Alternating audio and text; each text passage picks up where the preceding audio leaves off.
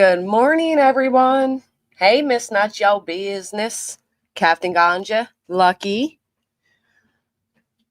Alabama Nana, Kels, Lori, Kelly, Dog Mom, Sherry, Zoe's mom. I think they are. Peekaboo. Happy hump day to you. Hi, Lyra.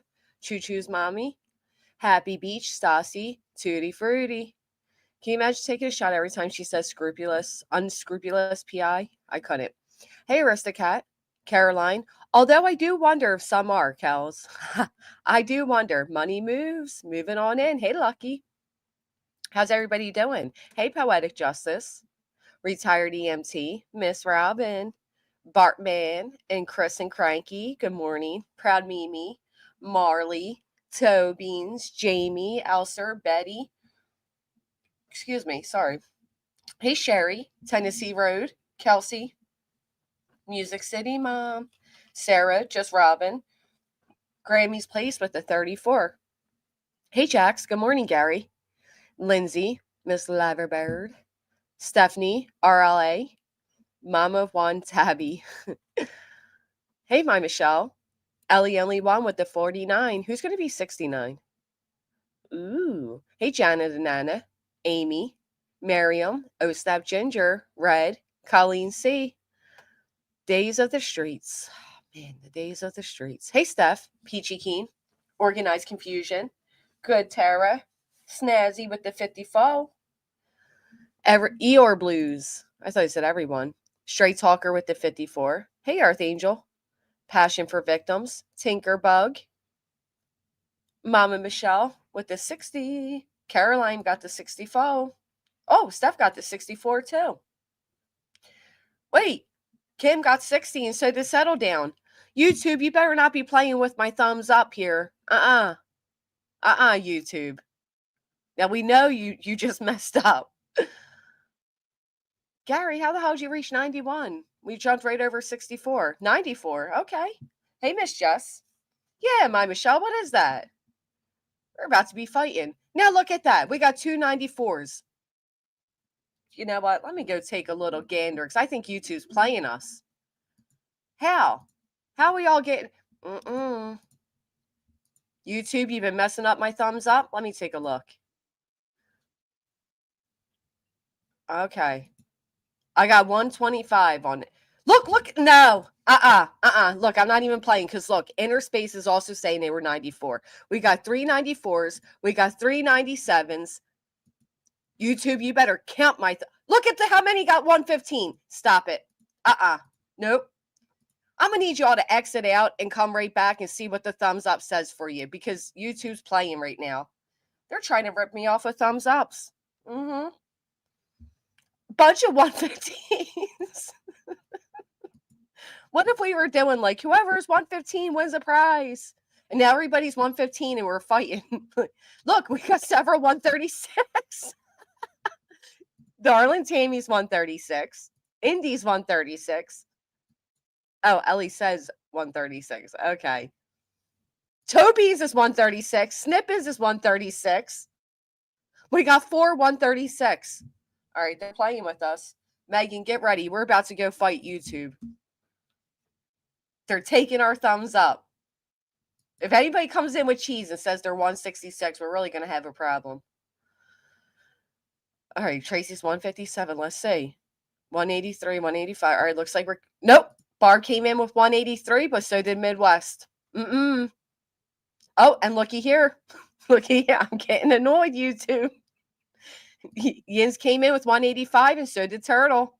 And so did Laura. We got 3 185s now.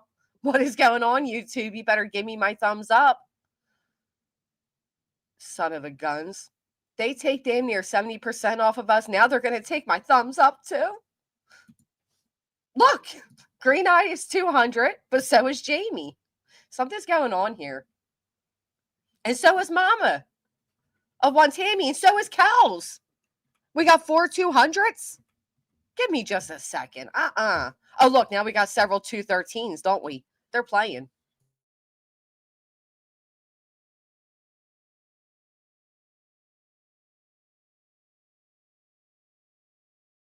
Oh, and here comes a need with 213 too. What's going on, YouTube? Hold up. Let me refresh this. I don't appreciate YouTube's games right now. Let's see. Oh, okay. I'm seeing 231. YouTube's over here cheating us out of thumbs up. Nope, just Robin got 219, but so did All right, well, whatever. We know YouTube's out here cheating us, so I don't know if you guys realize it, but we're at 1,000 thumbs up, and I don't care what YouTube says. Good morning, Jason.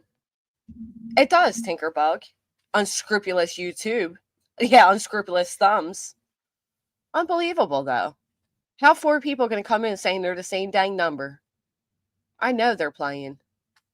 But you know who else? You know who isn't playing? My attorney. Woo! Let me tell you. So I saw Bester was over there losing her mind. Let's take a little. I hate to wake everybody up to this, but we're gonna have to wake up to this. Okay, just give me just a second.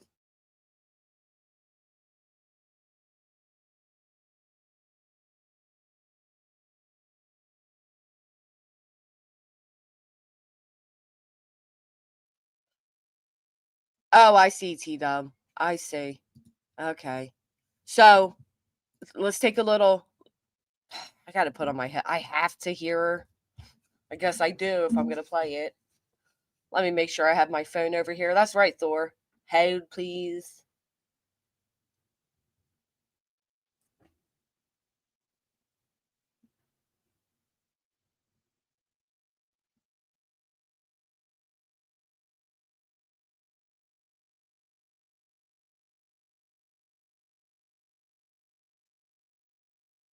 Hold on. Let me make sure what I'm saying is correct.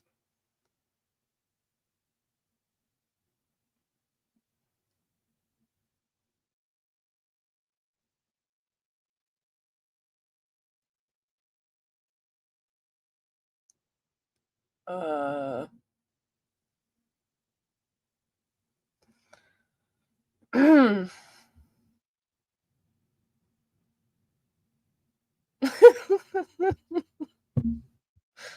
All right, that was funny. All right, so look at her over here. The Rico case drama. Unscrupulous PI doesn't know squat. Don't be idiots. Use your brain. Happy face with whatever the fuck that is. Ma'am, use your. Oh, you guys can't even say it. See, I was trying to protect all of you, but unfortunately I can't. All right, there we go. Sorry. Nightmares begin. So, again, let me recap it. Don't be idiots. Use your brain. Hysterical laughing face. And then you got whatever this photo is. I don't know who lied to her.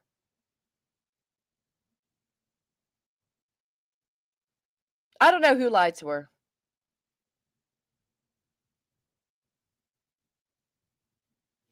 But that photo is horrific.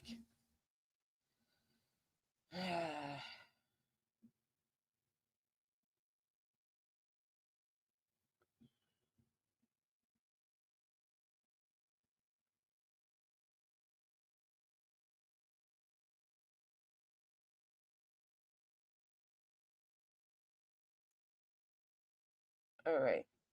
So, I don't know why you put like a hysterical laughing face. There's nothing funny about what you guys are doing. Not a damn thing. There is absolutely nothing at all, even remotely close to funny with what she is doing. It's not funny that they put people in this frivolous litigation. It is not funny that they used a missing child's name to do so. None of this is funny.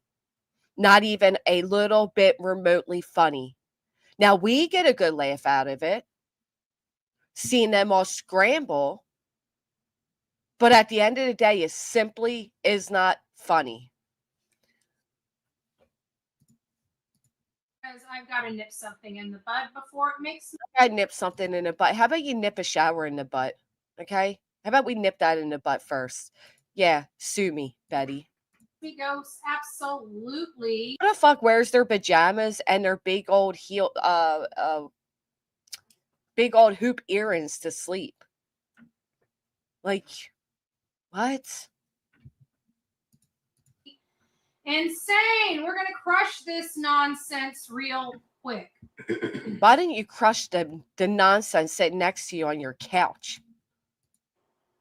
Okay.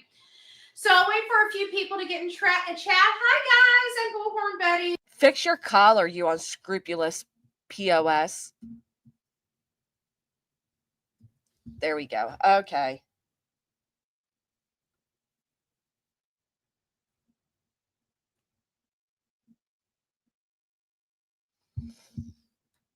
All right. Hold on. Let's take a look.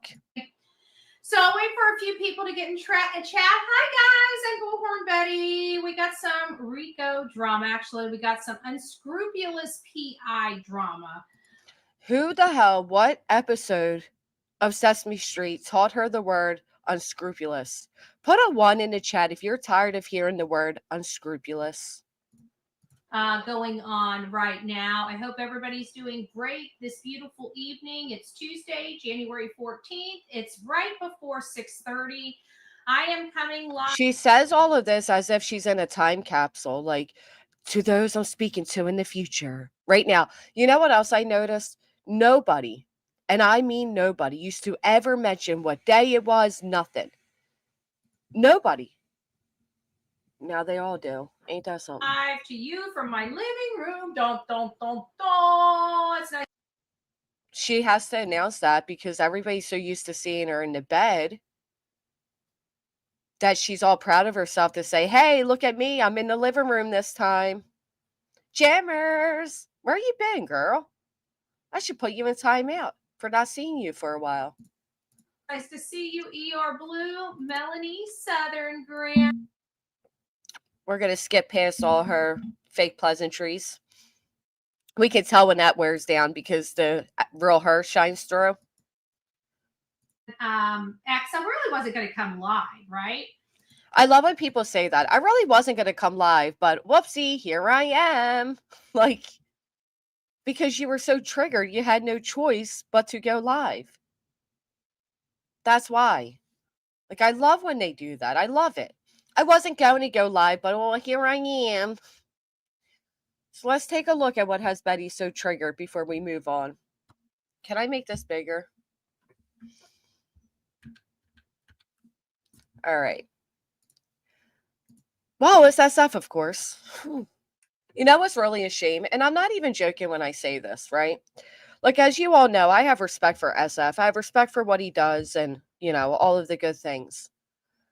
But the fact of the matter is, the only reason any of this is going on is because of personal vendettas that have been going on longer or prior to Sebastian disappearing. Okay? Betty and SF have gone at each other for years in several different cases. Me and Brittany have gone at each other for years.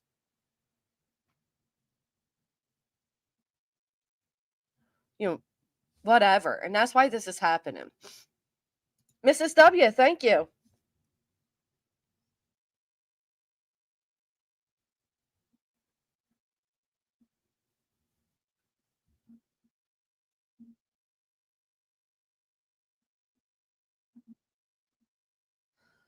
Okay. Oh, absolutely, Ganja. So SF over here wrote, today I served a Rule 1026.1 notice and demand on all plaintiffs, Lesniak and Bruce Castor. This step is required before filing for monetary sanctions. It will not result in the dismissal of the countersuits. I hope the YouTube content was worth the price they will pay. And he's not exactly wrong, and I'm going to explain to you all why. So this is his proof that he sent this off. Dear attorneys Lesniak and Castor, pursuant to Rule 1023.1 of the Pennsylvania Rules of Civil Procedure, this letter serves as a formal written notice and demand regarding the plaintiff's motion for leave to amend. Excuse me. The plaintiff's motion for leave to amend complaint and the subsequent filings associated with this matter. Upon review, the filings are defective, misleading, and appear to violate Rule 1023.1 for the reasons outlined below. Reason number 1, failure to include the amended complaint. Now, this is big, and this is what Betty's not understanding.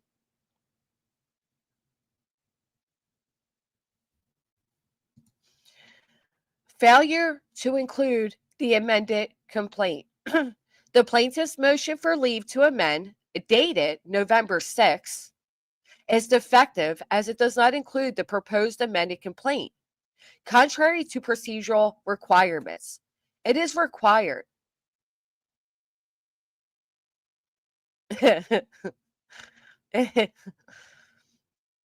My bad, you're right. It is required. You don't get to decide which parts of the courts you want to work for you and which parts you don't. So he goes on further to say the omission of this document prevents meaningful review and demonstrates a lack of diligence in the filing process, violating the 1023A3. Although the filing was defective, I was included as a new defendant in motion filing. Therefore, I abstained to file Rule 1023.1 motion for sanctions against all plaintiffs if necessary. Now, I can pull that up and educate you all on what that means. And I did show it the other day. So I think you guys have a pretty good idea. But, is this big enough? You guys want me to full screen it? Let's do it like that. We don't need our little cutesy background today. We're cute enough without it. All right. He then goes on to say, 2, frivolous and senseless claims. Paragraphs 346 through 348 of the complaint assert baseless RICO allegations without establishing the essential elements such as a structured enterprise, predicate acts, or a nexus between the alleged acts and enterprise activities. Additionally, paragraphs 349 through 350 seek injunctive relief that is speculative and lacks evidentiary support.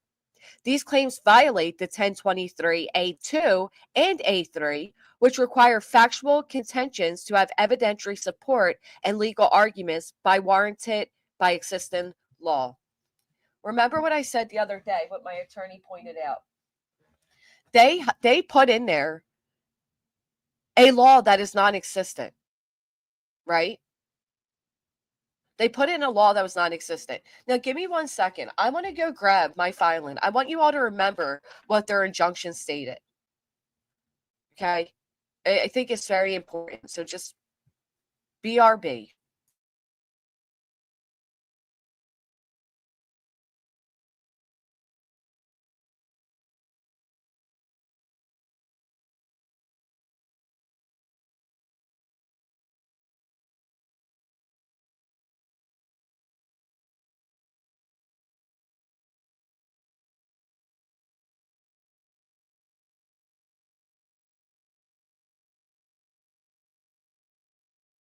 All right, I got my giant handy dandy binder here.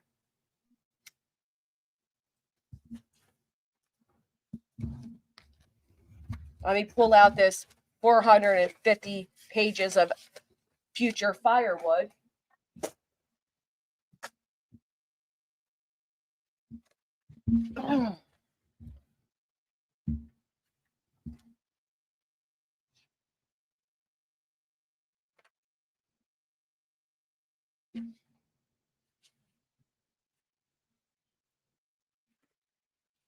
You guys ready to hear what this injunction consisted of?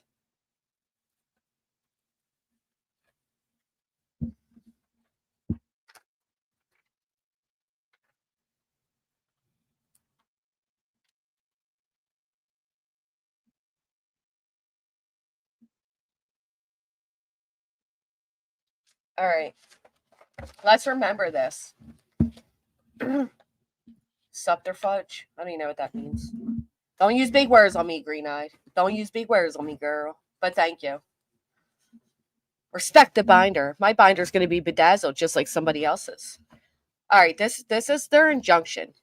You ready? I'm ready. I'm ready. All right.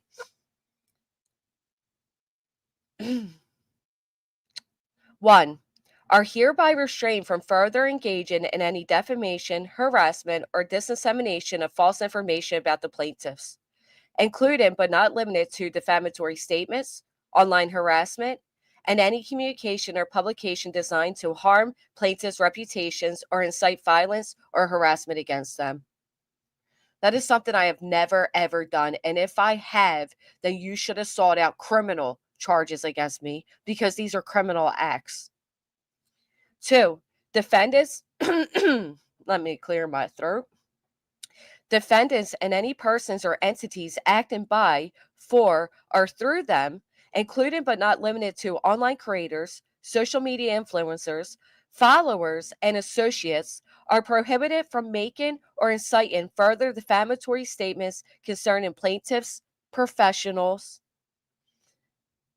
and personal lives as detailed in the declarations. Now, somebody help me out here. Hey, Snipsky. They want not only for me to silence my speech, but they want me to control the speech of others. They want me to tell other YouTube creators, online creators, social media influencers, and you all as chatters to stop speaking.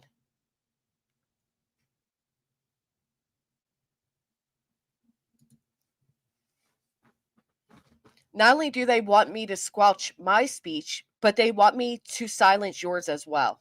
Okay? How am I supposed to do that, Charm and Jenna? Great question.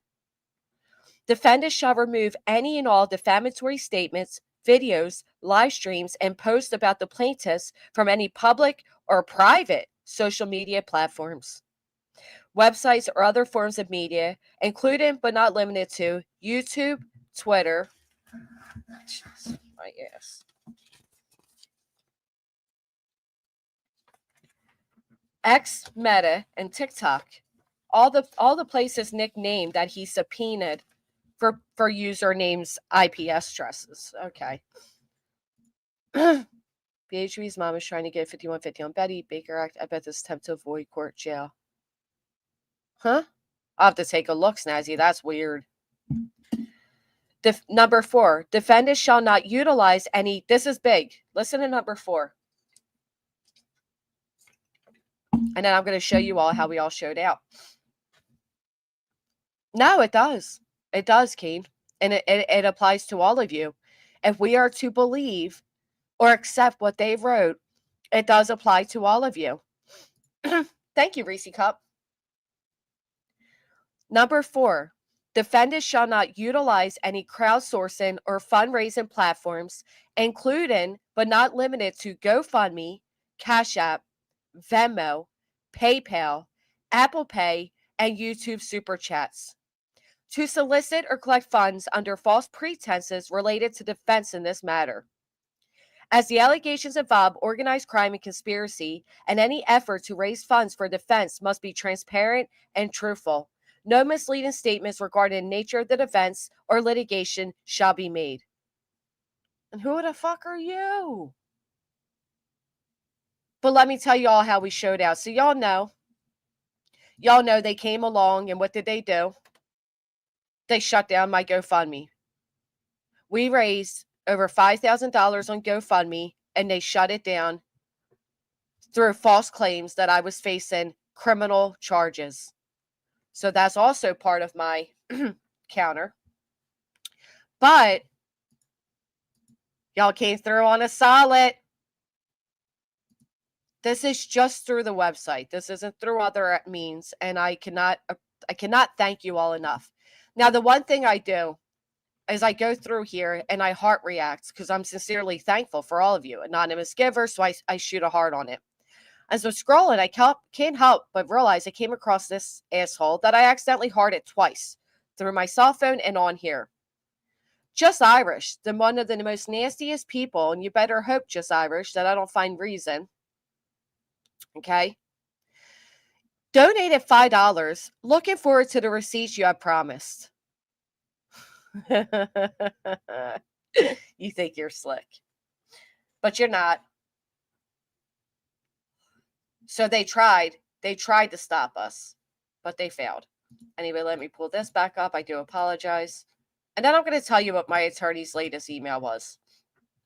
So that was number 4. We can't fundraise. They have no place, no business.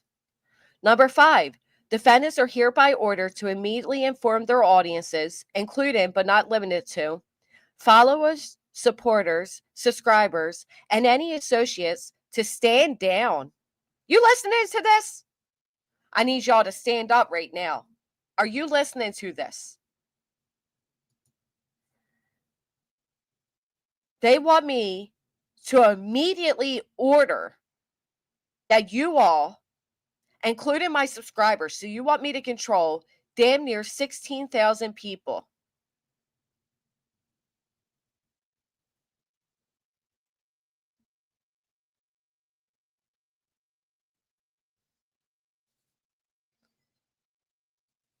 Cease and desist, so they want me to tell you all to stand down. Cease and desist from any and all defamatory, harassing, and threatening behavior. Defendants must explicitly instruct their audiences to cease any continued or future threats, both online or in person, against the plaintiffs, their families, business associates, or affiliates. The only threats I have seen going on lately is coming from the plaintiffs themselves. I was threatened. I've received tons of threats since. My family was doxxed. You're stalking out my family. And you have the audacity to think that I can control over 1,500 people?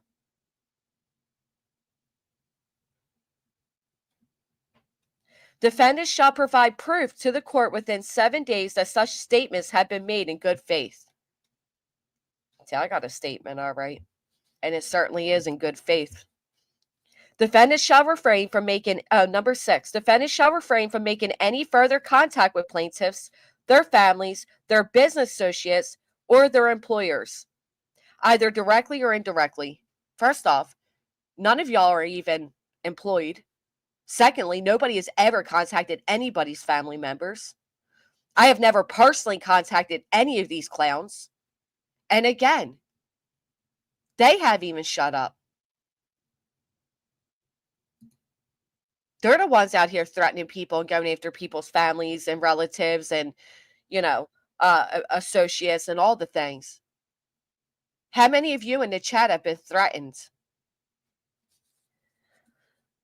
Either directly or indirectly through any medium, including but not limited to social media, email, or in person, except through legal counsel or as required by law. 7, defendants shall, this is the part that gets me. Remember when everybody kept saying, they're not seeking money? Right, Heather. Nanex. They're not seeking money. All you had to do was shut up. Put a 1 in the chat if you've seen somebody write out that ridiculous statement. They're not requesting money. All you had to do was shut up. Who cares they put false RICO claims against your name and your neighborhood? Just shut up and it all goes away. We've heard that plenty. Let me introduce to you number 7.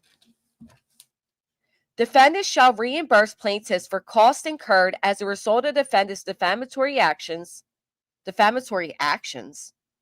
harassment, and interference with their businesses, including attorney fees and other litigation costs, pending further order of this court. Put a 1 in the chat if you heard a plaintiff say, it was free. I did it because it was free. I'm a real idiot. It reminds me of Pinocchio, but I'm a real boy. You fucking puppet.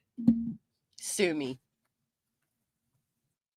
So what attorney fees and litigation costs am I going to pay? Number 9, such other and further preliminary relief as this honorable court might deem appropriate.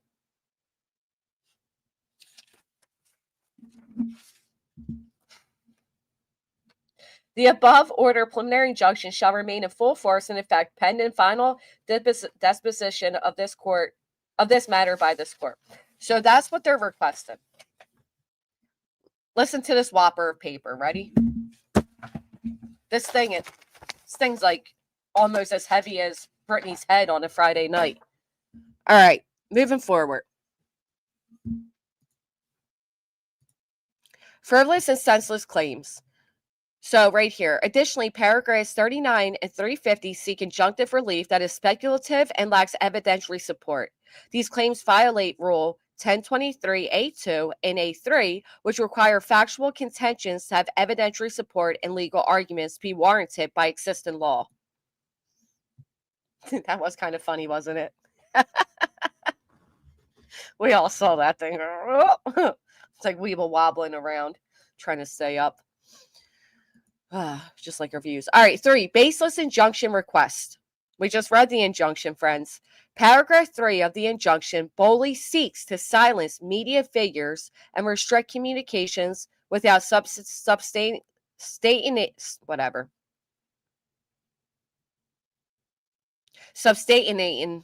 I'm saying it wrong, but that's all right. We know what it says. The harm alleged. Paragraph 5 demands the removal of online content and certification of compliance, which is disproportionate and lacks clarity on how it serves any legitimate aim. How would me removing my content harm you?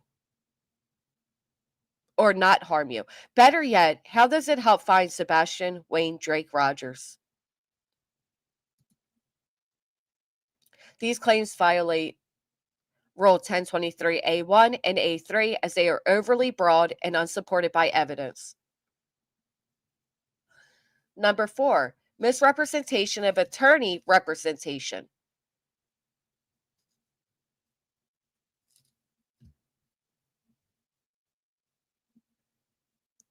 Stanchiate. Yeah, stanchiate. No, stanchiate it. There we go. Sometimes my mouth goes quicker than my brain, as you're all aware. All right. Number 4, misrepresentation of attorney representation. The inclusion of attorney Bruce L. Castor Jr. as co-counsel in the complaint and related filings is inconsistent with his written denial of involvement. This misrepresentation, present in the caption, signature block, and related materials, is an improper attempt to lend undue credibility to the plaintiff's case and intimidate opposing parties, violating Rule 1023.1A1. And we all know that is true. Yes, thank you guys. It took me a second.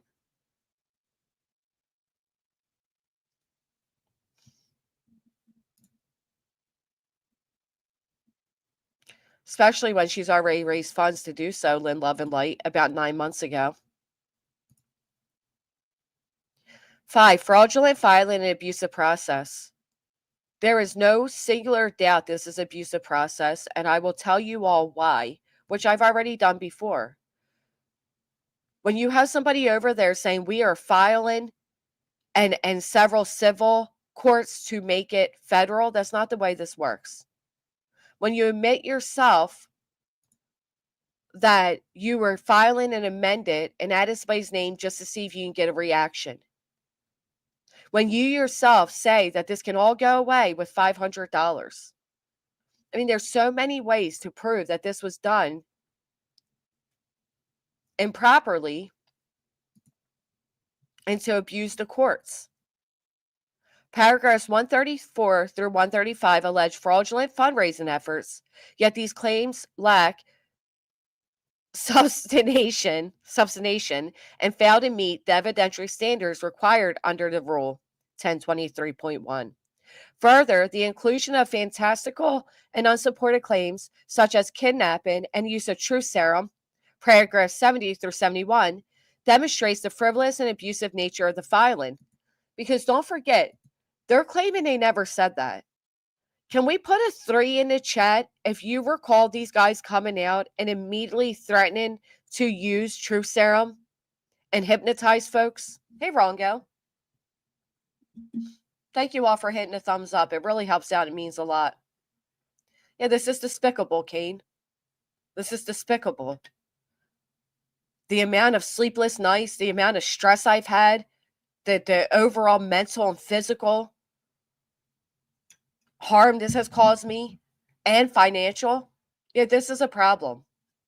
Yeah, I heard somebody the other day make a comment, and they didn't mean any harm, but they said that this attorney cost me $5,000. Boy, do I wish. You don't get representation like this for $5,000. This has cost me far more money than I've ever raised. And it is not, it's my fault. Like, nobody is entitled to help me. But we're not going to diminish the actual impact this has had. I'm fucking tired. Like, I can get up here all day and I can be all jokey and laugh and all of that. But this shit has worn me down to a level that I can't even describe. Matter of fact, the best way to probably describe it would be using the very dramatic declarations of Britney and putting it as myself saying it. That's the impact it has had on me. The having the highs so I can cry so my kids don't know what's going on, the sleepless nights, the running late. The other day, there was a big event for my niece. It was a huge event. My mind is so all over the place. I have 50 million things going on at any time that I couldn't even properly focus. So when I see her writing things like, I'm missing family events, you never went to family events. The fuck out of here, man.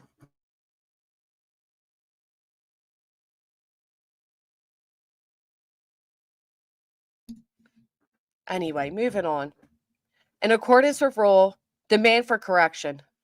In accordance with Rule 1023-1, you are hereby formally notified and demanded to 1. Withdraw or appropriately correct the motion for leave to amend complaint to include the proposed amended complaint and address its procedural deficiencies. 2. Provide a written clarification to the court and all parties correcting the misrepresentation regarding attorney Bruce L. Castor Jr.'s involvement in this case. 3. Amend or withdraw any portion of the complaint, motion, or other filings that are frivolous, unsupported by law, or submitted for an improper purpose, specifically including, but not limited to, the portions identified above. Basically, throw the whole damn thing out.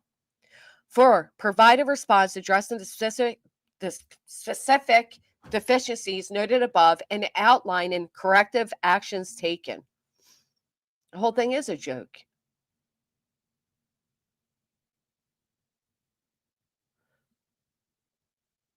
She has been screaming as federal for intentional intimidation. Right.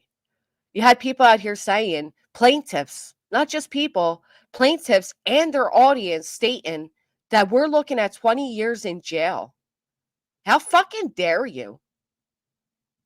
How fucking dare you that you are going to threaten to take me away as a single mother from my fucking kids because you can't handle what you dish out on the internet? How fucking dare you? But I don't go real life, y'all. I don't go real life. Fuck you. Abusive process and potential consequences. The actions of the plaintiffs and their counsel in this matter constitute a serious abuse of the judicial process. Using a former attorney general's name to intimidate defendants and mislead the court is a flagrant violation of ethical and procedural standards. If these issues are not promptly addressed, I intend to pursue all available remedies, including a motion for sanctions under Rule 1023.2. These sanctions could have significant financial and professional consequences, including reporting these violations to the Pennsylvania Bar for further disciplinary review. Such misconduct undermines the integrity of the legal system and cannot be tolerated. Certification. This letter serves as the written notice required by Rule 1023.1, and a copy of this notice and demand will be attached to any subsequent motion for sanctions filed under Rule 1023.2. Failure to comply with this demand within 28 days from the date of this letter will result in filing a motion for sanctions under Rule 1023.2, as well as any other appropriate legal remedies. Hey, Johnny.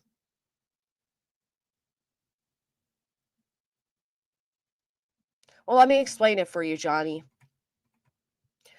Whether I believed in them having a chance at succeeding at this case or not, the fact remains that this is my neighborhood. They put in my hometown that I'm involved in a RICO. They threatened me in the beginning that they were going to hold a press conference that is a 10-minute drive from my home, where my children have relationships, go to school, where I have relationships, all these things. Although I don't believe this will go anywhere, I still have to financially fight it. In order to financially fight it, I have to have the finances. They also took this all over the internet, where my name, my address was doxed everywhere as people screamed from the rooftops that Castor is their attorney and no former general blah blah blah would be involved in this unless it had the credentials. I was threatened with jail time. I get harassed in every comment section I go. I've received legitimate death threats to my email and my personal phone line. They made the boldest statement that if they silence us, Sebastian will come home. Do you know how many maniacs are out there that may just simply believe that if they got me out of the way, Sebastian could come home? I had to notify my kids. I had to show them pictures of what Hong and Nick look like and Lasniak because they're in my neighborhood.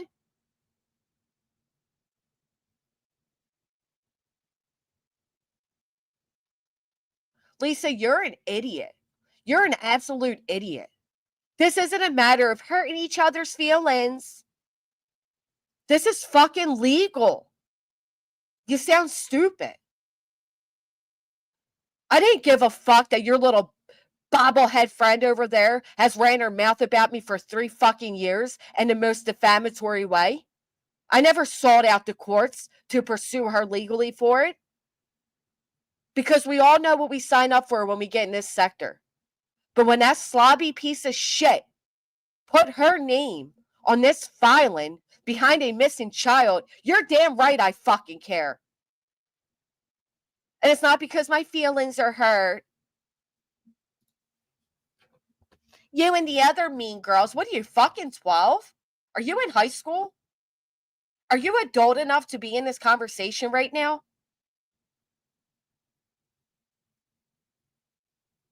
You dumbass bitch. Miss Liverbird, do me the honors because Lord knows. You dumbass.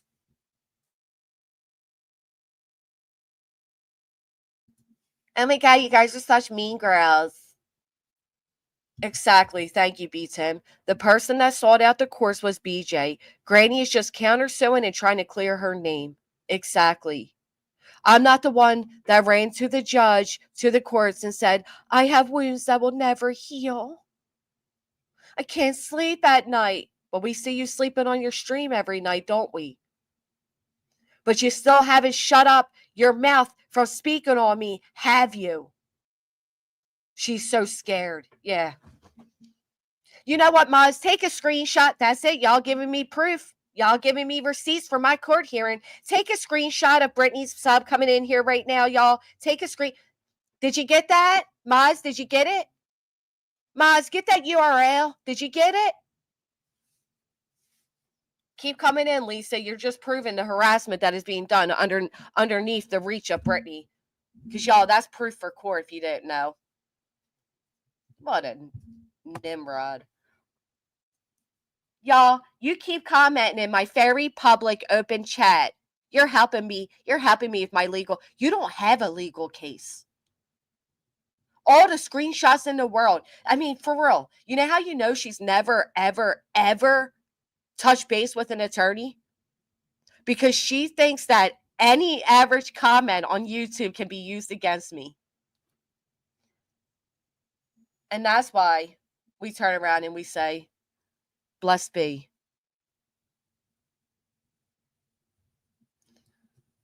Yeah, if you don't like free speech, go to another. This is the great United States of America.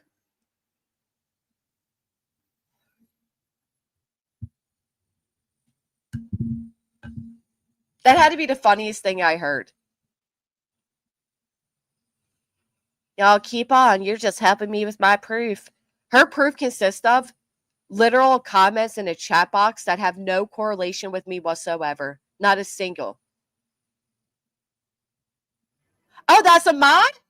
Oh, unblock that bitch. Come on back in. Come back in, moderator Brittany's.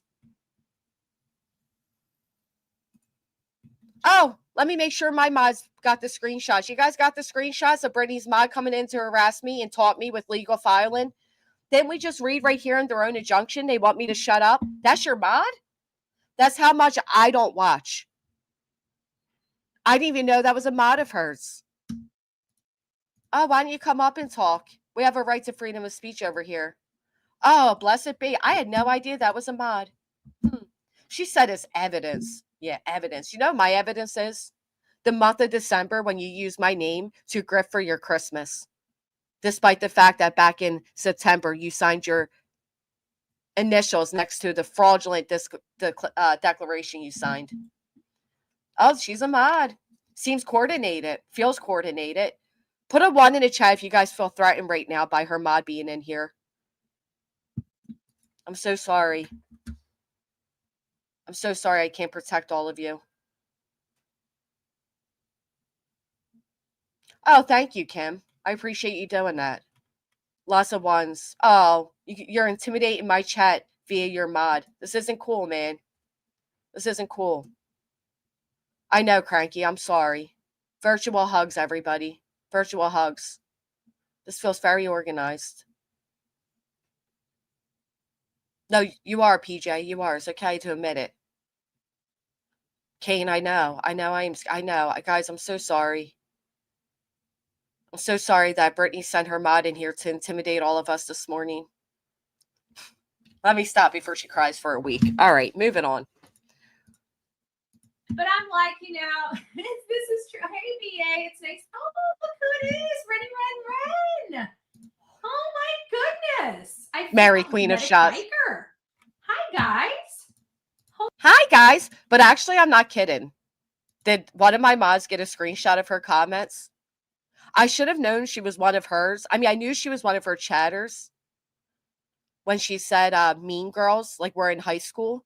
You guys, I know a lot, like, a lot of times when people suffer from like mental health issues and or addiction or things like that, they do get mentally stunted at the age that began. If they don't seek out proper therapy and go through with, all the means to resolve their underlying issue that led to the addiction to begin with, they will oftentimes get stuck at that juvenile level. My girl got it. Thank you, Miss L. That's evidence, y'all. My attorney would laugh his ass off if I sent him that and said, here's evidence. He would tell me to turn my phone off for the day. Let me tell you. Hey, Halloween, baby. Don't make me send you this new evidence. All right. Anyway, moving on. Holy smokes. I hope you guys are doing well. No, you don't. Shut up. It's next birthday to you. Oh, fuck us. New Jersey over to New York. I remember I was freaked out. Somebody came like literally out of the shadows and started spraying my windshield. And I kept saying, no, because I wasn't.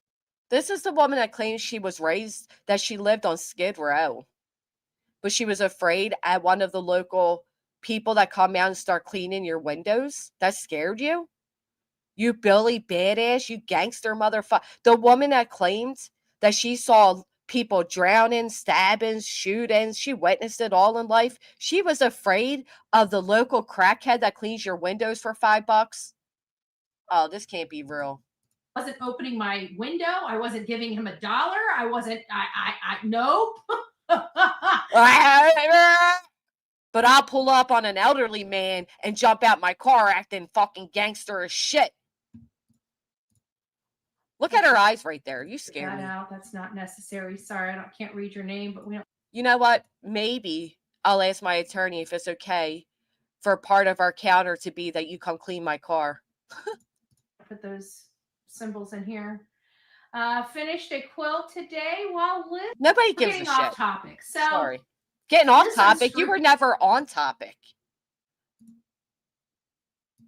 I'm afraid.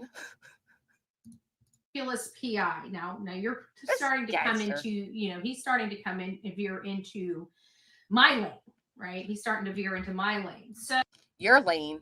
You don't even know what lane you're in. Your car's constantly broke down. You ain't in any lane.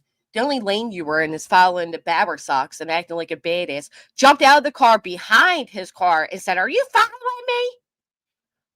Petra, I haven't taken a look. I will take a look. I apologize. Let me, Ellie Webby, says, question. There are 3 elements mixed into this lawsuit: defamation/harassment, interference with Sebastian Rogers' case, and RICO. Well, no, not quite. So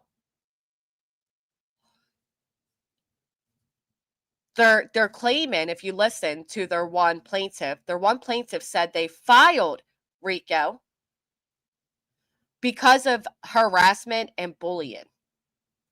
The actual, if you take away all the fluff in here, the claims are defamation, RICO, and interference in Sebastian's case.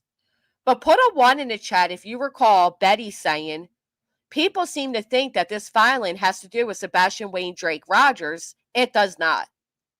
Anybody else recall Betty making that statement?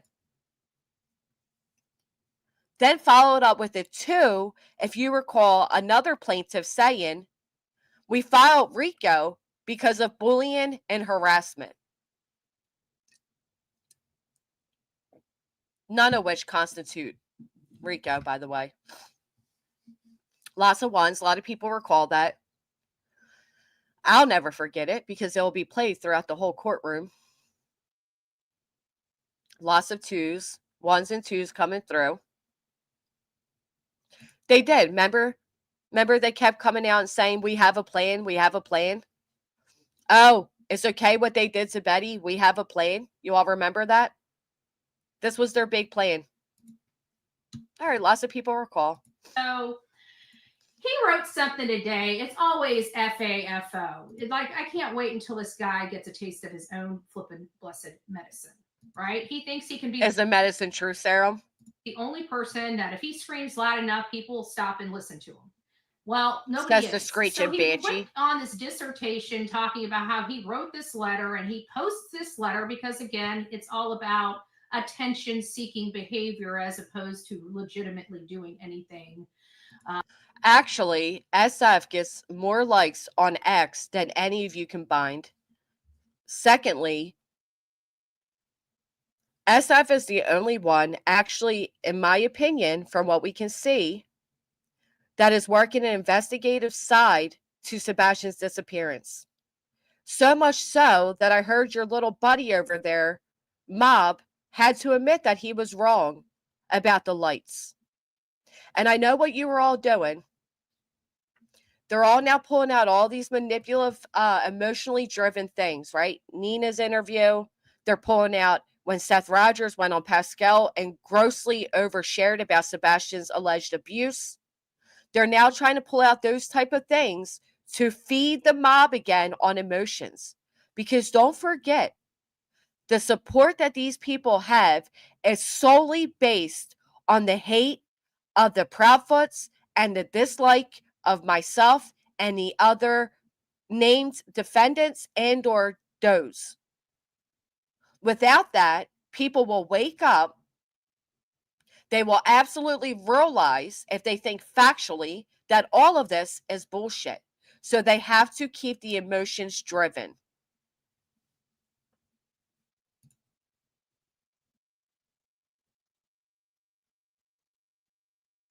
Oh, yeah. I'll be reading my victim statement. Absolutely. This you guys watch this guy on how is he making $700 an hour? We know that's horse shit. Why are you clocking? So he goes into write and he says how many of you knew how much money SF was allegedly making? Why are you clocking how much you think this man makes? You don't even make enough to. Today I served Rule 1026.1. Notice and demand on all plaintiffs. Yep. So I decided to Guess take what my comes time. next? Yes, take my time for yet another one of these nonsense games he likes to play to make That means Betty got up from the bed to the couch. himself feel better. He doesn't need to And what feel an better. idiot. An absolute idiot. Okay, so let's just go over some of this stuff. Rule 1026 of Pennsylvania Code is the rule that governs cover time for must be filed. Okay, now that sounds like a lot of stuff. That basically means they have 20 days. After the 20 days of the previous pleading, they can file. A complaint has to be filed. Pleadings after the complaint must be filed within 20 days. Okay, notice to plead. A pleading. Notice how she says they, as if it's not part of her. Like they have. Thank you, One Eye Flo, for hitting the thumbs up on your way in. Good morning. Must only be filed if the previous pleading had a notice to defend or a notice to plead endorsement. None of these things have happened. Like literally, none of these things have happened yet. Okay. None of these things have happened yet. Are you stupid? We filed our responses. Oh, thank you, Deshaun. We filed our response. We did our part. We met the timeline guided by the courts, stated by the law. What do you mean? None of this has been done. Yes, it has. What do you think we've been doing? Twiddling our thumbs? I want to read something to you because they're talking about this 20-day time frame. I'm assuming that they most likely didn't talk to their attorney about this 20 days. Okay. You're such an idiot, Betty. Let me show you all really quick what Betty's talking about. Oh my goodness, Lynn Love, thank you so much for donating to the Give, Send, Go. Thank you so much. Thank you, thank you, thank you. Let me show you all what Betty's referring to with this whole 20 days thing. So as we're all aware at this point, they have missed. It appears they have missed their deadline, right? So I'm going to show you. When she quotes 20 days as if she's like, as if it's non-existent, as if it's made up. It is the law. The law requires this, okay? How far back? All right.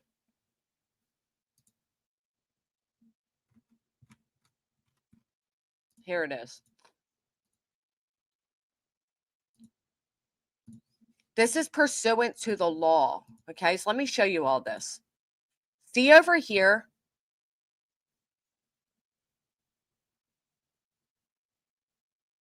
Right, we're the only ones with actual attorneys. So right here you have, in the Court of Common Pleas, which again is a civil courthouse, nature of matter filed, a motion pursuant to Rule 208.1. A motion or petition was filed in above captioned matter on the 23rd day of December, which requires, by this standard law, by this rule, by this motion that is written by the courts, it requires you, the respondent, to file an answer within 20 days of the above date of to this notice, or risk the entry of an order in favor of the petitioner. Answers must be filed and timestamped by the Office of Judicial Support by 4:30 p.m. on the following date of January 12th. It was January 9th for barbecue. So when Betty's over here doing this, because they're talking about this 20-day time frame. I'm assuming that they most likely didn't talk to their attorney about this 20 days. Okay. Do you know what assuming does? It makes an ass out of you and a genius out of me. Okay. Because this 20 days is not what they think it is. Oh, let's hear. Time frame. A complaint can be amended as a right within 20 days. That means if a complaint is has been filed, Uh-huh. say there needs to be some modifications, Right. within that first 20 days, they have a right to amend it. They do. They do. She's right there. So if you file a complaint, you have 20 days to amend that complaint. What they didn't do, and what they, first off, what they didn't need to do is they did not need to seek out the court's permission to amend. They could have simply amended. Now, I'll let you all take a guess. Why do you all think that they sought permission from the court? They didn't need to. Let's make that very clear. They did not need to seek permission from the court. They simply could have amended, just like Betty just told you.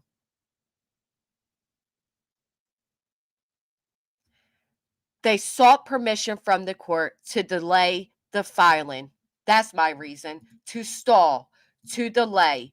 And the only reason they amended the complaint was to remove Castor. Because as we all know, and as we all saw, which Nick himself posted and admitted was his communications, he told Queen Bee that At Night has no intent on suing her. They simply did that to see if they can get a reaction out of somebody. That's a big, big whoopsie. But Nick continues to make whoopsies, and I'm going to show you all how. Hey, Legal Pickle, thank you. Within that first 20 days. After the 20 days, Uh-huh. the party can request leave to amend with a motion. That's called motion for leave to amend. Uh-huh. Okay, complaint. Right. Which was filed. A party can file an amended pleading within 20 days of receiving a preliminary objection. Right. They didn't do that. They filed an amend to leave prior to preliminary injunctions. Prior. Has been no preliminary objection. She just said there's been no preliminary objection. Is this woman even following her own case? Put one in the chat if you recall us all reading the preliminary objections. Are you even aware of your case? Is she even aware of it? She said there's been no preliminary objections. She doesn't, the poor thing, she doesn't even know. Betty, are your fellow plaintiffs, and most importantly, your attorney, not keeping you up to date with what's happening? There's definitely been preliminary objections. Objection. There has been no preliminary objection. Oh, that poor thing. That poor thing. Tell us they don't keep you up to date without telling us they don't keep you up to date. She did not know. Oh, we're going to have to put this on the screen, guys. Bear with me a second. Poor thing. Betty, I'm so sorry that they're not keeping you up to date. That makes me so sad for you.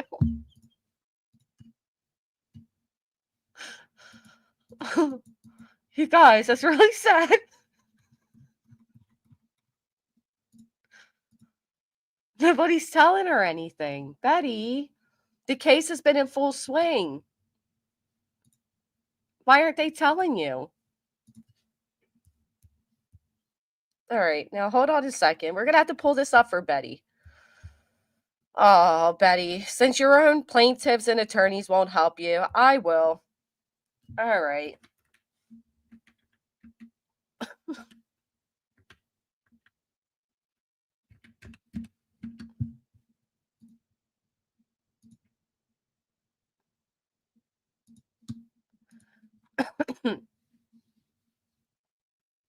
Here's the petition to amend, which was done on the 6th.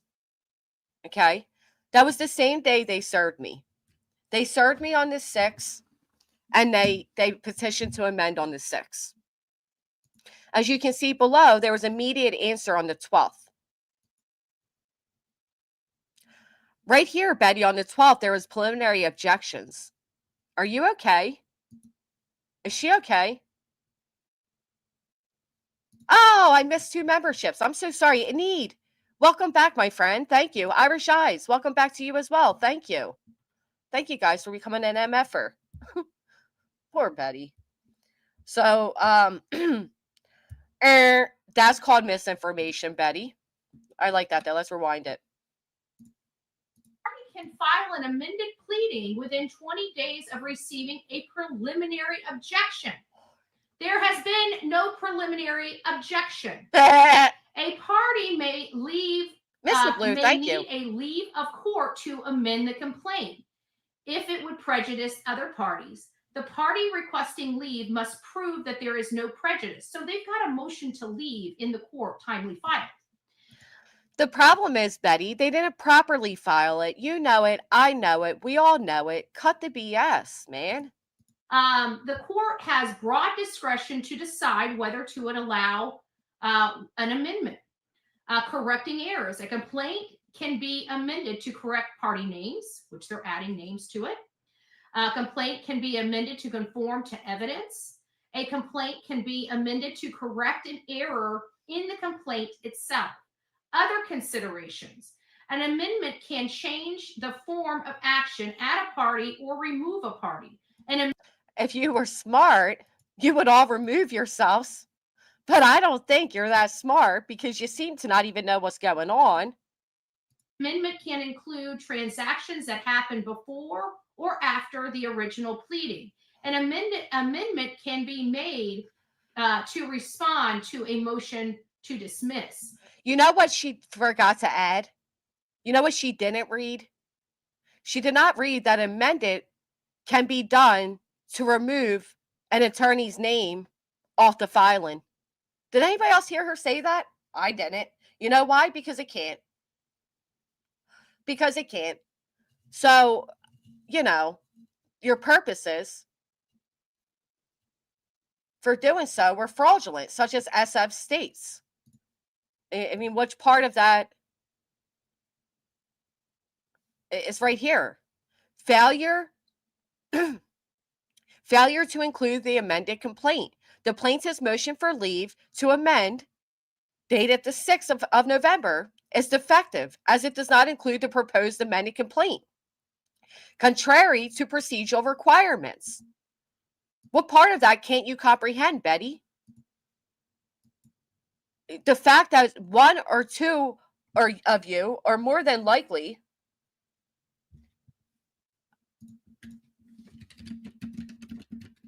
the reason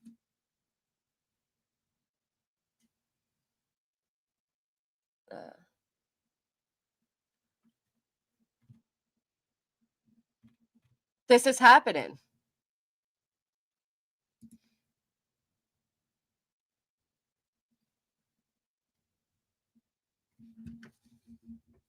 Hold on.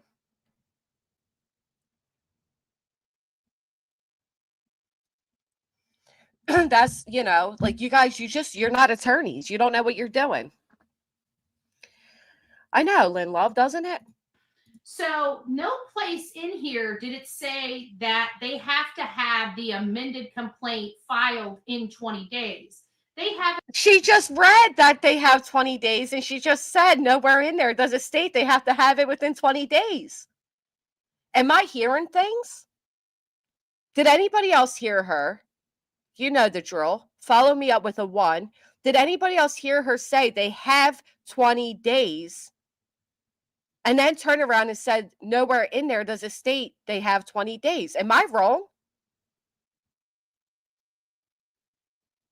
She said that, right? Oh, a lot of us heard it. Okay. These people will gaslight the shit out of you.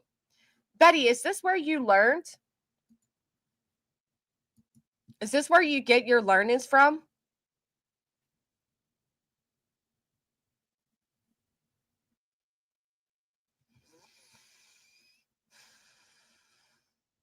Learn hand? Do you come over to Google and you just Google all this bullshit and think you know something? You just said they have 20 days. What are amended a motion for leave to amend, which has to be apparently go before the judge. Now it's customary to put the amended complaint there, but as long as the amended it's not customary, it's the law. It's the law. It's not customary. Now, it's customary to add the amended complaint. No, it's the law, Betty. Apparently, You know what we're witnessing right now? We're witnessing Betty realize that SF was correct. That's what you're witnessing. Notice the lack of eye contact with the camera. Notice the stuttering. She is realizing that SF was correct. go before the judge. Now it's customary to put the amended complaint there, but as long as the amended complaint is filed before it's heard, there's no prejudice. No, that's simply not true. A judge can't agree to amended complaint if he doesn't have the basis for the amended complaint. You can't just say, hey, Your Honor, I would like to amend my complaint, and then come back and add Mickey Mouse into the suit. Then the judge would look like an idiot because he allowed it. It's not the way it works, Betty. You can't be this dense. For somebody who claims they're pro se, for somebody who's ran into the law over 42 times, you cannot be this stupid. It hurts.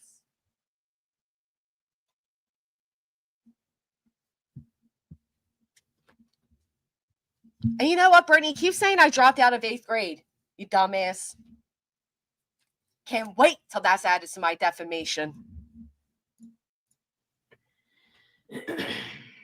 Look, she's realizing she's wrong.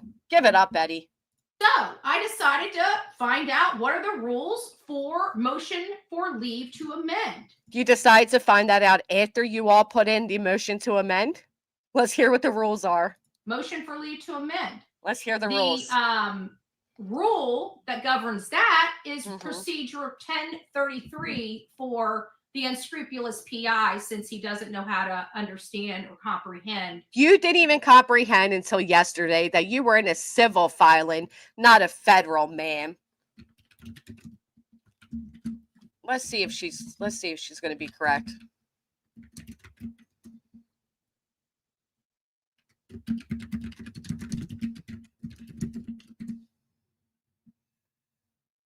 All right, Rule 1033.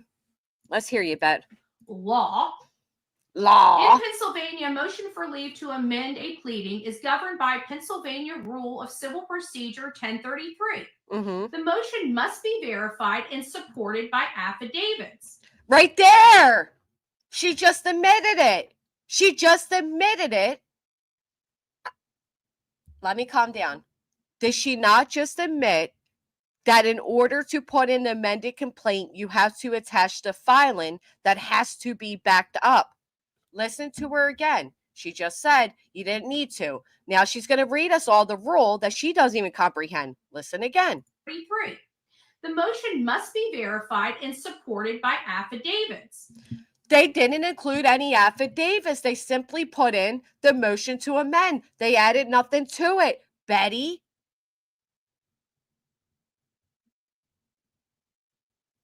I mean, is this real life?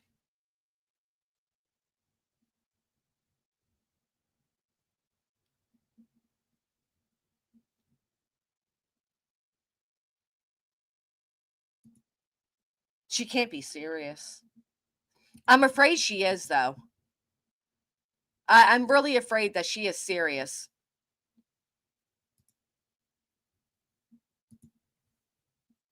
You just proved exactly what we've been saying, Betty, that they failed to meet the procedural guidelines because they did not add in the amended. You just really contradicted yourself, you poor thing, and I don't even think you realize it. Oh, blessed be. Poor thing. The party requesting the amendment must prove that it will not cause undue prejudice to the opposing party. From my understanding, the judge isn't even assigned. Well, your understanding is incorrect. And if you spoke to your attorney, one, because there was not two, you would know that. You would know that this is assigned to a judge. It is sitting on the law clerk's desk right now. And she's already told him about what okay, we'll wait, Betty. So there is no prejudice to the opposing party. I feel there's a lot of prejudice. Here's the other funny thing. Betty really thinks that SF is a defendant, and he's not. I will, flight nurse. Thank you. Okay, rules for a motion for leave to amend. Uh-huh. When to file. A party can file a motion to amend at any time. Right. What it to include. The motion must include a proposed amended pleading that is complete in itself, including exhibits. Right there again, you just proved what SF said. The plaintiff's motion for leave amended is defective as it does not include the proposed amended complaint. Right there. You're proving him correct, Betty, and you don't even know it. Holy shit, this is stupid. Proposed amended pleading that is complete in itself, including exhibits. How to file. The amended pleading can be... That is, again, completed, including exhibits. Guess what, Betty? The exhibits had to be found at their personal website. Coincidence? I believe not. Thank you, Petty AF. Taking a lawyer off would cause prejudice, dummy. Sure will. Sure did. Hey, Divine, thank you so much. Thank you, guys. Filed as a separate document or attached to the motion in the electronic file as separate exhibits. How to file. The amended pleading can be filed as a separate document or attached to the motion in the electronic filing system. Did you see that? Oh. Or attached to the motion in the electronic filing system. Did you see that? Did you see that? Did you see that over here on the court? Did you see that? Do any of you see that? Do any of you see where they attached it? Do any of you see where any of the exhibits at any given time were attached to it? Does she not know? Honestly, are you okay, Betty? Do you not know? Right here, okay? Right here, petition to amend. Where's the rest, Bets? Where's the rest? Remember, she just got done saying there's been no preliminary objections. Oh, but there has. But there has. So she doesn't even know what she's talking about. But you know what I love the most? How confidently they say this stupidity. Pretty in Pink, thank you so much. Selena, thank you so much. Thank all of you, seriously. Thank all of you so much. But she says it so confidently, Cheesy. It scares me. I'm scared. The amended pleading may be filed as a separate document. It wasn't. It wasn't. It wasn't. Attached to a motion in the electronic filing system. What to amend? The amendment can change in form of action, add a party, correct a party name, or add or remove words or paragraph. When to... Notice that it didn't say add or remove attorneys. Again, let's switch up the number because I'm feeling lucky. Can we put a number 7 in the chat if you just heard that you can amend a complaint to remove an attorney's name? I didn't hear it, so I'm going to put a 7. Did any of you hear it? If no, put a lucky number 7 in the chat. This is painful, isn't it? Who would have thought the alleged 8th grade dropout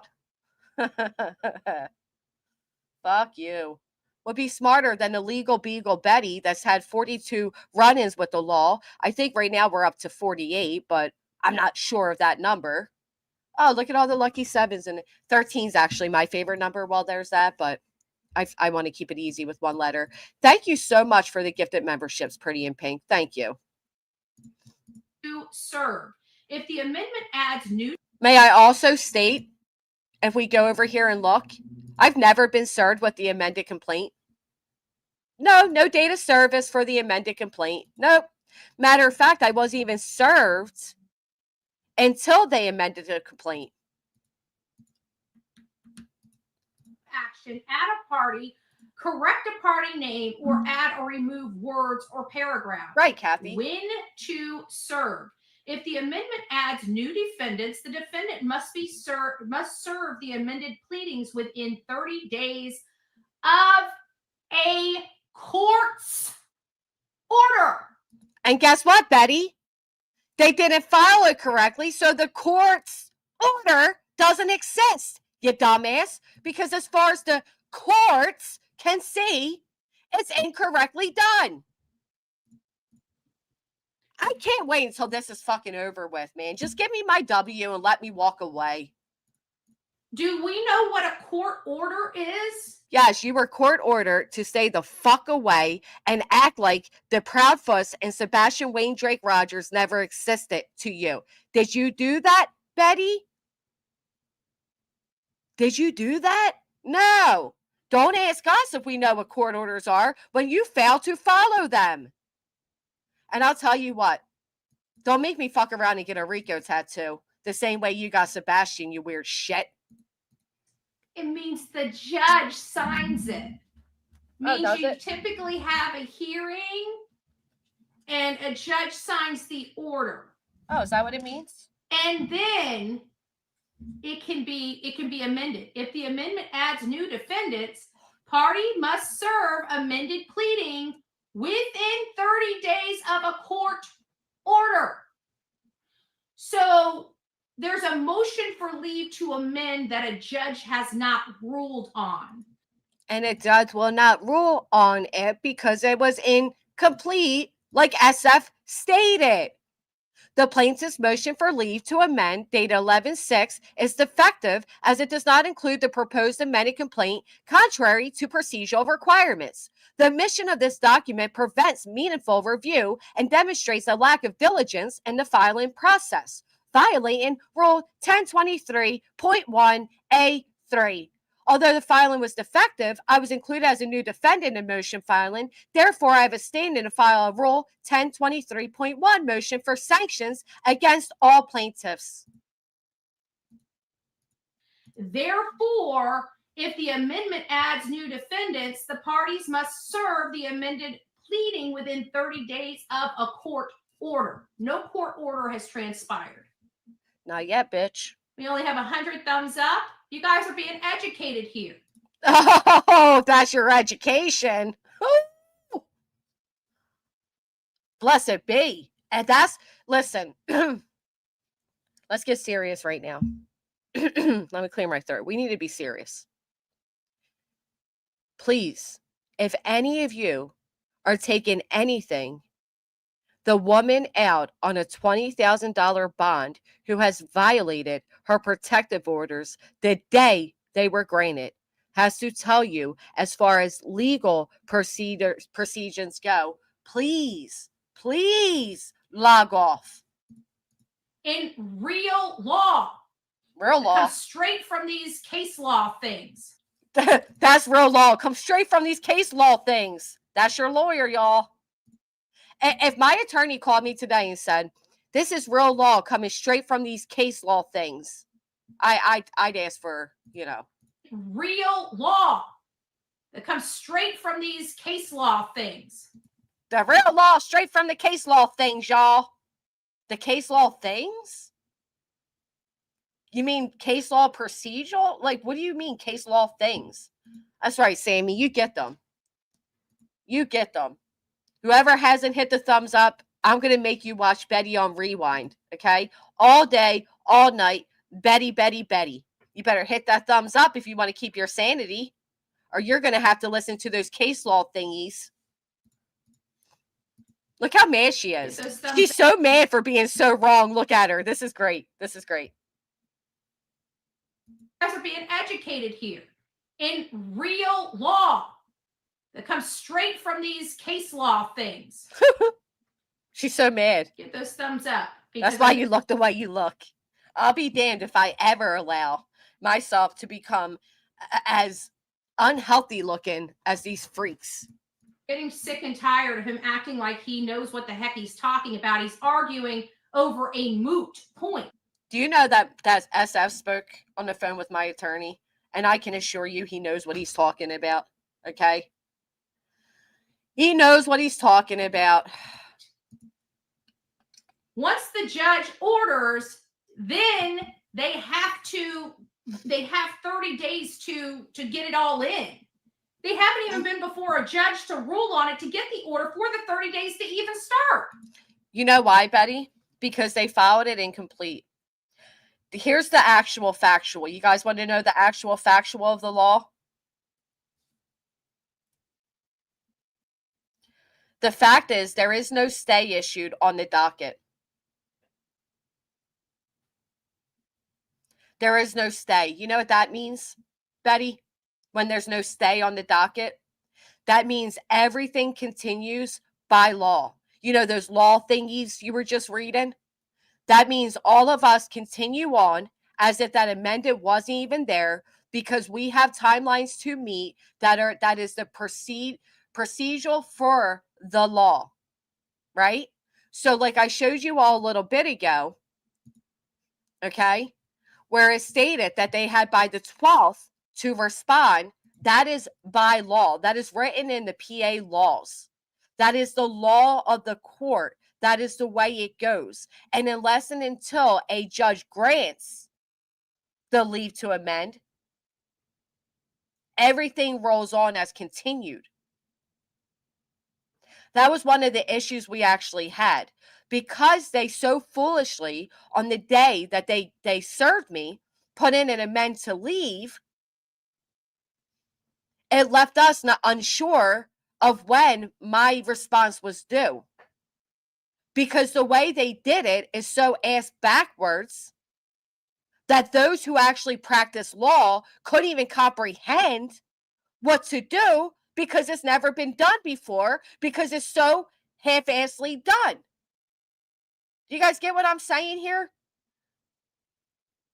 Like, any reputable attorney was scratching their head, because they're like, this is just not what people do. They'd never experienced something so stupid. They didn't even know how to proceed. Look at her. Oh my gosh, she can barely breathe. You're like shaking. Somebody take her to Chili's.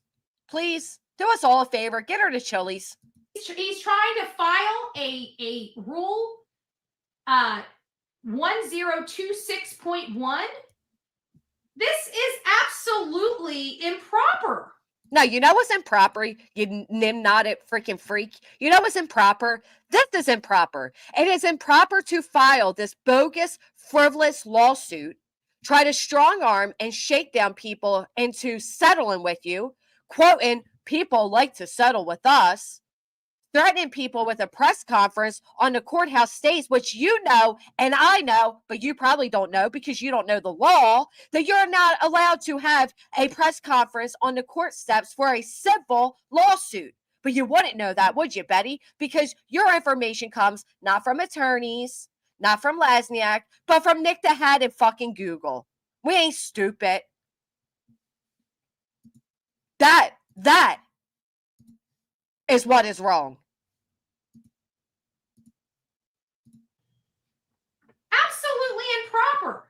That's what's improper. Because the complaint was already filed. You know what else is improper? To go live in your pajamas and half naked and not even present yourself presentable when speaking about a missing child. I find that to be improper too. They've motioned the court for leave to amend. There's nothing that needs to be filed in 20 days until a judge rules. You're wrong, Betty. You're absolutely wrong. The rest of the legal law goes on. The rest of it goes on by procedural steps. Oh, she gets me worked up because she says it so confidently for being so stupid and wrong.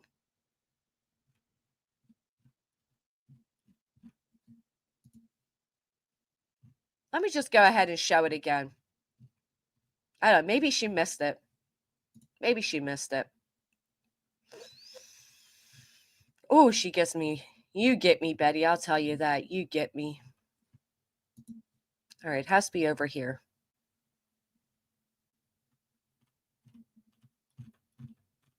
Just show her again. Maybe she doesn't understand. Let me calm down and take a deep breath. Oh, they sure know how to get people worked up. And if only they knew the law. Oh, poor thing. All right. Let's see.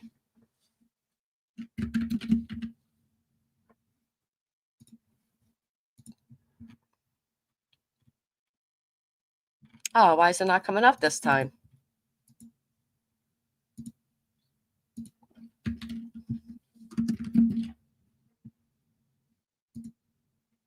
All right. Betty, Betty, Betty.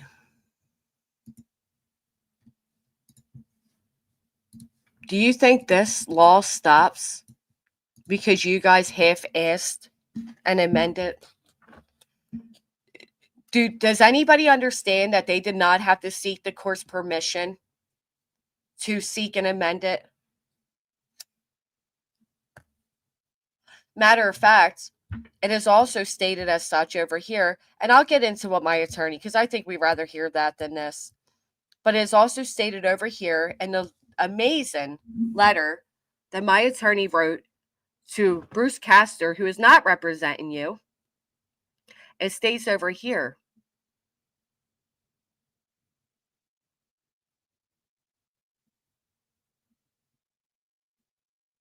Where is it?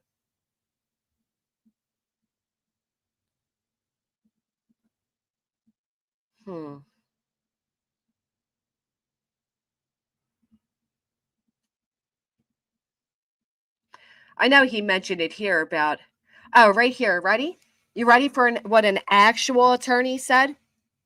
As you are aware, within 20 days after the complaint was filed, an amended complaint could have been filed without leave. Are you guys listening to me?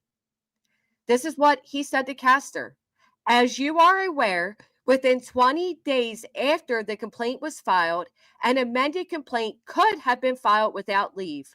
Why did Attorney Lasniak delay if your name being added was a mistake occurrence?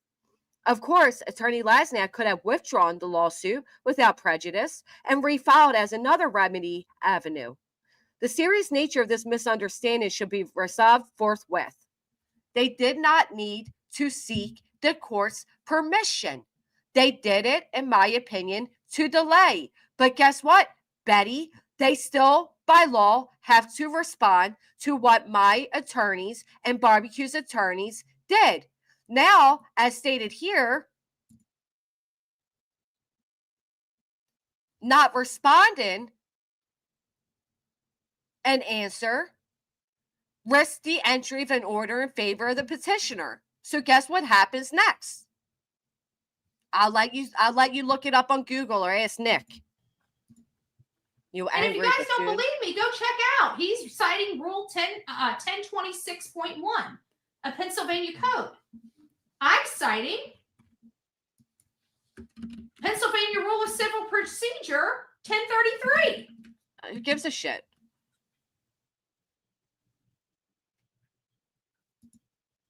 So, you know what? He's an idiot, which we all knew. So use your brains, people. That's not, this is not what SS is quoting. She's so wrong about this. This is not what SS is quoting. So she says that SS is quoting this, Rule 1026, time for filing notice to plea. Except as provided by Rule 104.2.4 or by subdivision B of this rule, every pleading subsequent to the complaint shall be filed within 20 days after service of the preceding pleading.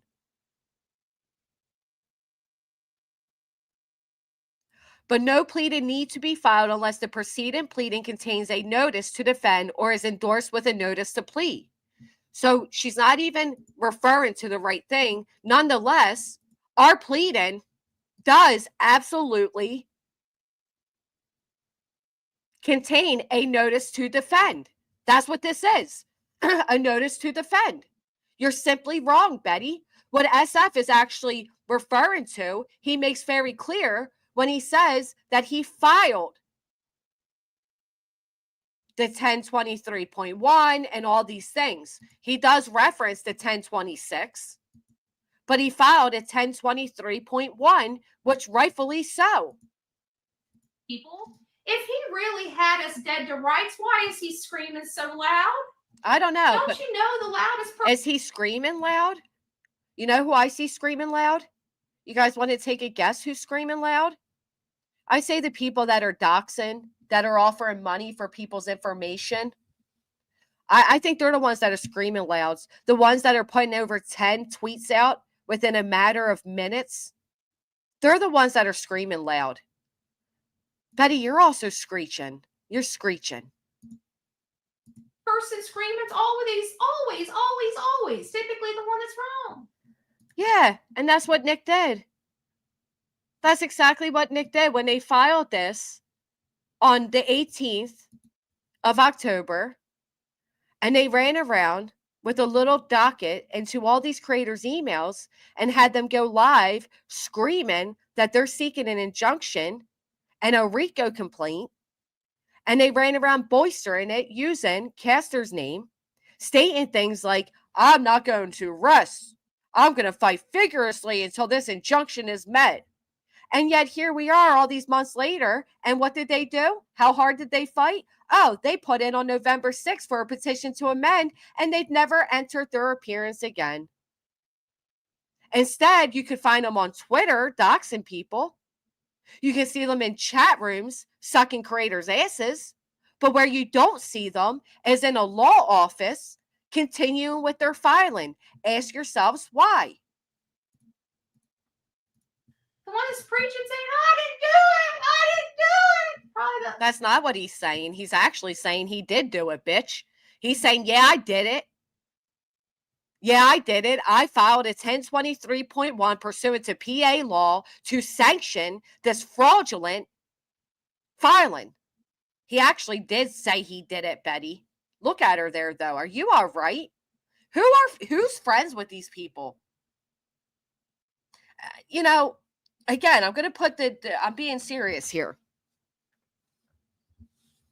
I am beyond blessed that I have amazing, beautiful moderators that have become my friends. I am so thankful that I have amazing supporters of this channel that truly care about me, that tell me when, hey, Jess, you need to take a break. Hey, Jess, I don't think that's a good idea. Hey, Jess, end your stream before you do something stupid. It is very clear that these plaintiffs don't have that. Because if they did, if anybody truly cared about these people, they would spare them their embarrassing moments and tell them to log off.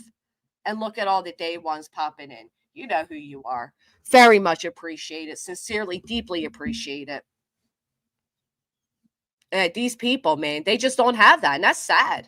That's honestly, look at her here. Is she okay?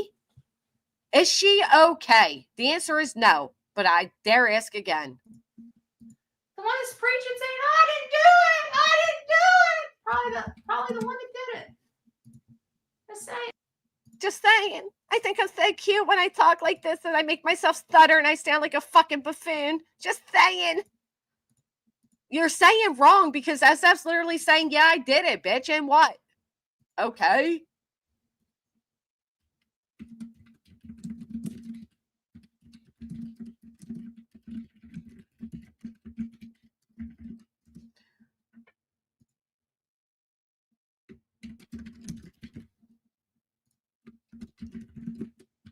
All right, listen. For today only, and maybe tomorrow, the thumbs up is your free target. You can drop kick it, you can throat punch it, get your anger out, folks, and hit it up. Right? I'm just saying. I bet you have the one child that always blames the other child, and he's the one that gets always the loudest, and you always know it's him that does it. The fuck? You don't even have fucking kids, and I thank the Lord. But how dare you talk about, you always have the one child that blames the other child. And are these people, again, is this the extent of their intelligence? We got the ones that always go back to high school with, oh, the mean girls. And then we got Betty talking about like a child that always blames the other child. SF's blaming himself.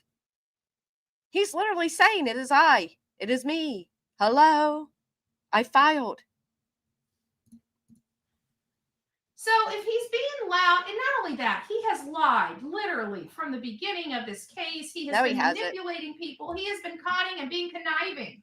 He's been misrepresenting himself as an investigator. Look at her eyes closed while she says all of this. Can I remind you all who came in here pretending to be a private intelligence group that is now left to nothing but using their parents' Wi-Fi as they rage out on X?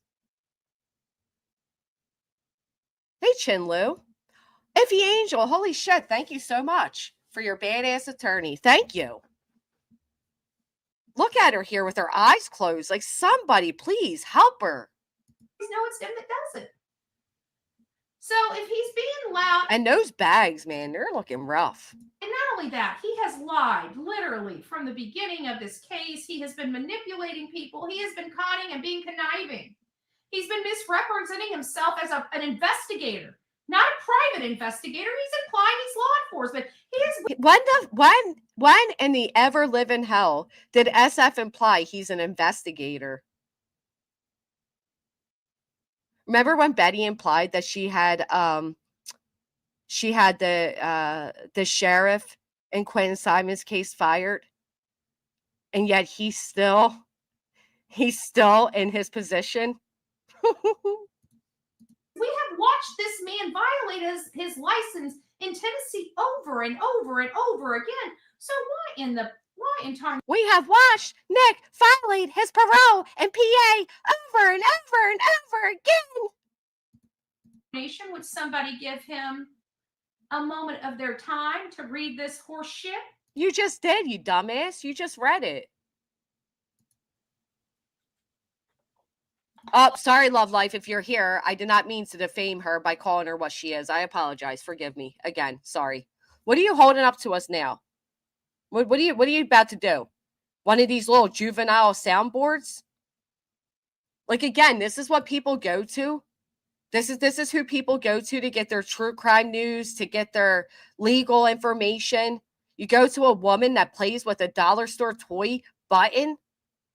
This is what we do? Liar, liar, pants on fire. Oh, the maturity level is like, whoo. Woo. I pray one day I could be as well established and mature as you. Liar, liar, pants on fire. Then she slams it down like, oh, she slammed it down to grab the other one. Hold up, folks. Hold up. It's coming. So she's proud. She's proud. Like, I'm looking around me like, all right, this is my kid's desk. So I got like a Roblox here and, you know, a Rubik's Cube, but I don't have any juvenile. I got a piano next to me. But that's it. I don't have any juvenile soundboards to play. I feel left out. Oh, wait, I think I can find one really quick. Hold on.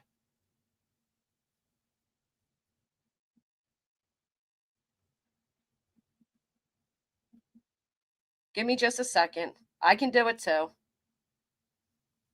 Hold on.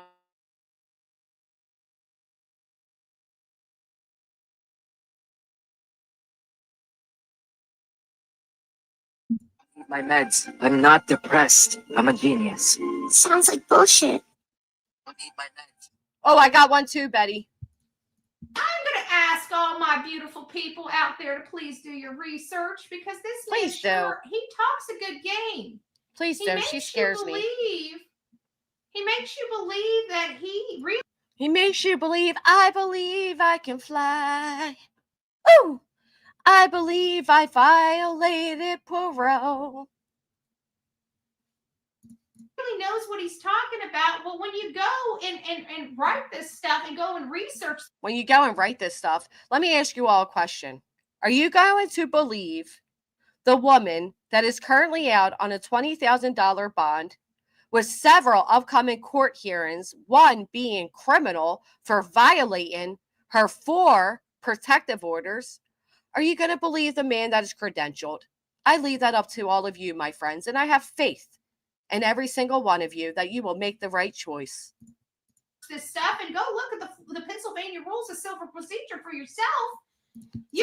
She can barely spit it out. And go look at the rules of civil procedure yourself. No, don't do that. If you are in active litigation, please do not go and look up the rules of civil procedure yourself. Please contact an attorney at your earliest and nearest convenience. Don't do what these people do and get a Google lawyer. Realize the man is full of hot air. And he took his day to type this horse crap just to make himself look better and make him look like he's the because he wants to show people that FAFO. He's not the one that said FAFO. That was your fellow plaintiff that did that. Matter of fact, that was this one. That was this one that did that. Huh. That was this one, Betty.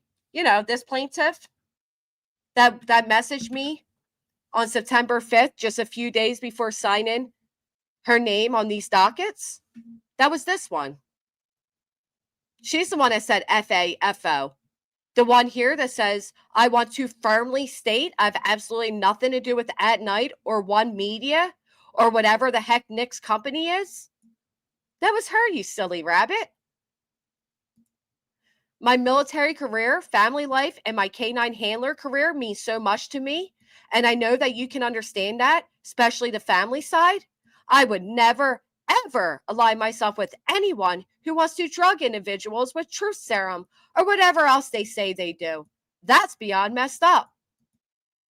This one, Betty, she's the one that hashtagged FAFO, and she's also the one that's about to FAFO. Well, you fell a little short once again. You know who fell a little short? Look at her there. She's so grossly inappropriate. You know who fell a little short? Your 5'4" plaintiffs. They fell a little short.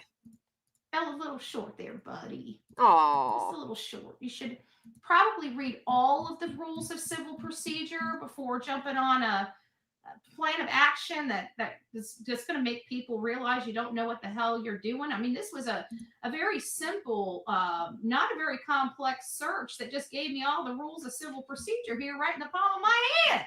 Meanwhile, SF actually spoke with a highly respected and well-known attorney, but Betty went to Google. It was lickety-split. I was able to look this stuff up. It was lickety-split. You were out back of the Chili's. Because, again, I have done practice. I have done legal practice before. She's done legal practice before when she lived on Skid Row, where she experienced stabbings, shootings, drownings, you name it. And so I know that there are rules for motion for leave to amend. I don't know what this guy is talking about. I don't know why they're trying to take a victory lap. I'll tell you why. Because they failed to meet the rules for amended. Thank you, Jill, for the 5 gifted. Thank you so much. I mean, it's crystal clear. Look at Pennsylvania Rule of Civil Procedure 1033. It's crystal blessed clear.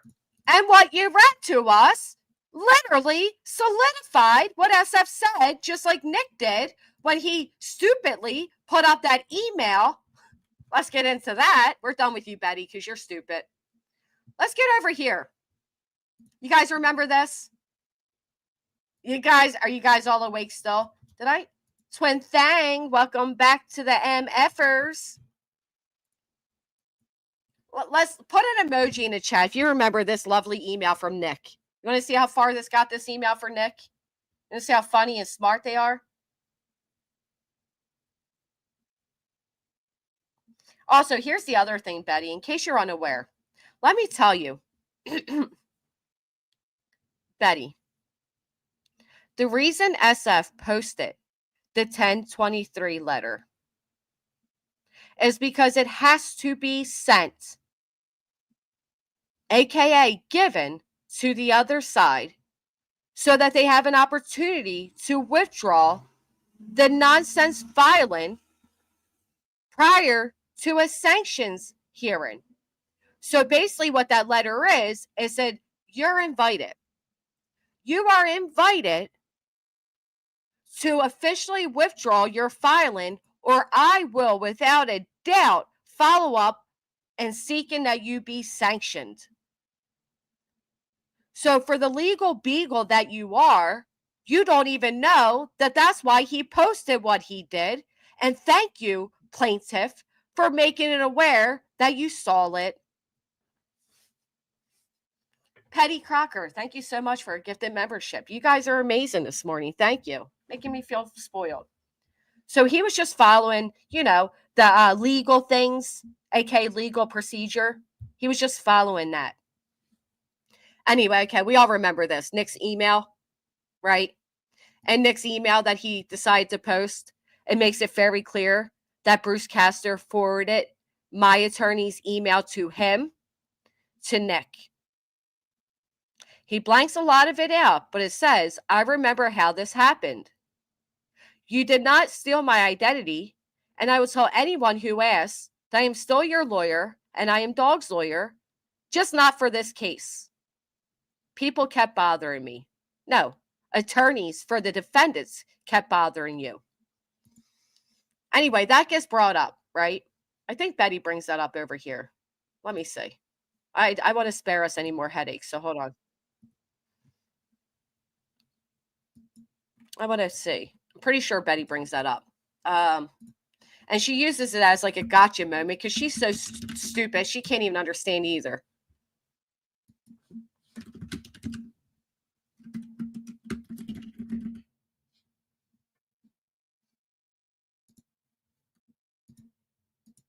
Oh, was it not this one she brought it up?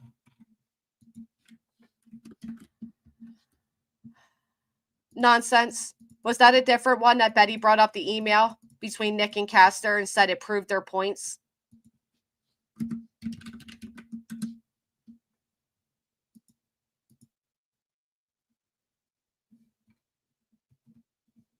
Anyway, at one point, Betty does bring up that the email Nick posted proves their point.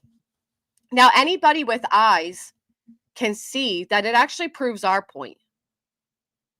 Yeah, I just wanted to play that particular part, nonsense, just where she says, like, and Nick, put on X, proven. Because he proved us, where it stays right here, just not for this case. Anyway, as you all can imagine, my attorney was quite amused to find out that Bruce Castor sent our email, his email, over to Nick. So my attorney responded appropriately this morning. Thank you so much, Nonsense. I appreciate that. Just hold on. Everybody stand by. Hit the thumbs up if you haven't. How many of you are getting your anger out? Let's see. How many thumbs up do we have? All right. We are at 8:58. We can at least get to 9:13, but I get it. She can. It's really sad. Hold on. Hold on. Can't believe she makes fun of the way I talk. And she's like, but for why? But for why? I don't know. Somebody somewhere told her that she was smart. I don't know. She's obsessed with me.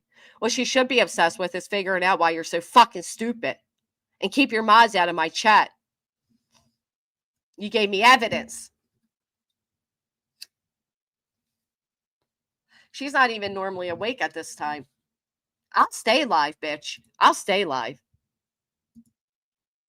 Dunning-Kruger. Well, they're infamous for their Darvo.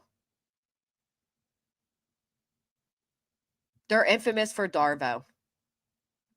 Is she claiming I'm obsessed with her? The only time you cross my mind is in these situations where I have to go over this frivolous lawsuit that you threw me into. Please, please, please don't mistake that as being obsessed. There is nothing of yours for me to be obsessed with. Nothing. I'm not obsessed. I'm not impressed. I'm not nothing. I'm disgusted. Absolutely disgusted. She does sound dumb. That gave us all a good laugh, though. Mods, get that screenshot. Y'all giving me evidence. Repulsed. Yes. Yes. But I'm certainly not anything other. I don't know, Tara. I don't watch.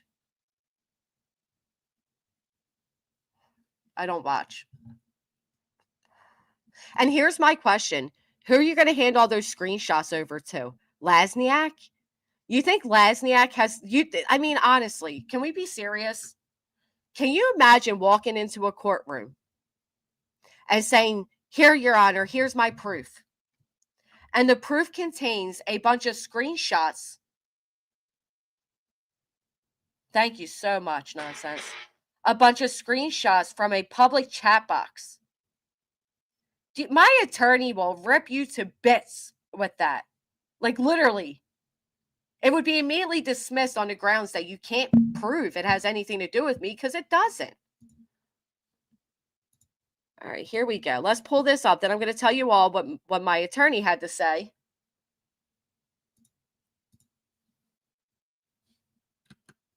About finding out that Castor's passing off emails. Also has 5 CPS reports and also has a child missing. Those things don't really look good, okay? They just don't. So these people hired or elicited help for whatever value that was, whether it's, they go on their channels and, but I went to That's what Seth did. We know that Tony and Seth, especially Tony, stated if he could just get, a handful of channels to give him 20 minutes a night. We know that. Right. Meanwhile, I'm going to present actual evidence, including this entire filing and every single replay of nonsenses where she breaks it down. Chlamydia's channel, and every single one of her nonsense. Welcome back. Shows it has hashtag Sebastian Rogers in it, and I can tell you, time is actually designated. Meanwhile, Betty always does breaking news, Sebastian Rogers, and she spends more time talking about bullshit, just like the other plaintiffs. To Sebastian. So I'm just, it's very disheartening to see this stuff, but we're also realizing that the people surrounding the mom and stepdad. Oh, hold on. Let me find the actual spot. No, you know what we're realizing, Betty? The people surrounding the father. Oh, there's no. Oh, here it is. All right.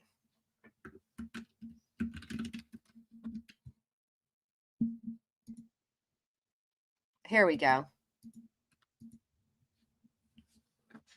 Come on, Nelly. Get away.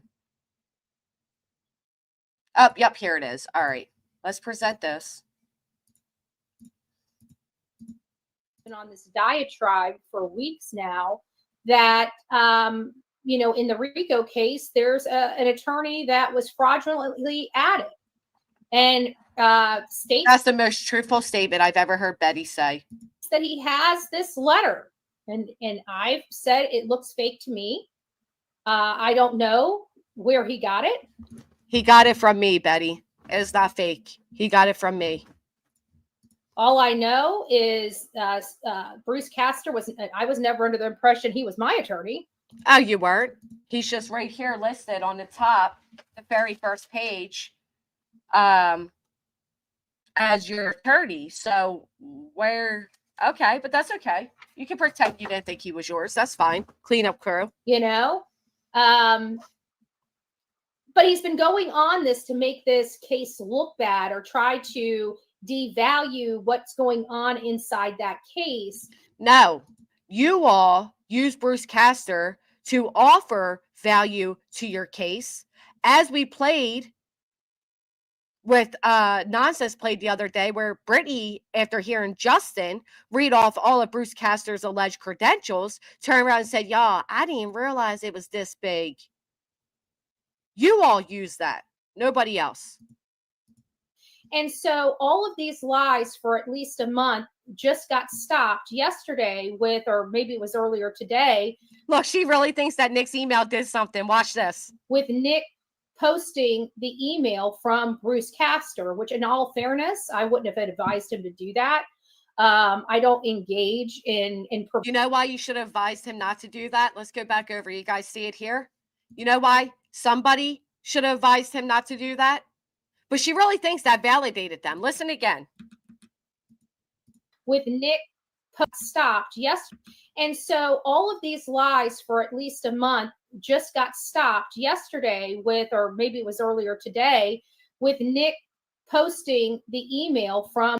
So all the lies that Castor is not an attorney on this filing got stopped by Nick posting this email where Castor states, I am still your lawyer and I'm Dog's lawyer, just not for this case. She thinks that helped them. She thinks that proves something. Now, I already showed you all directly from my email, and I'll do it again if I have to. But I'm going to read you from my new email, but let me do it again. So I'm going to present to you all my email, my inbox, right? I'm going to type the word Castor. Let's do it again. Castor. I'm going to pull this up. I'm going to show you here. Jessica, see below response from Attorney Castor to the motion to dismiss. Then I'm going to present you all the response below. Bruce Castor states this on Monday, December 23rd. Please note, I am not involved in this case, and any indication otherwise is an error.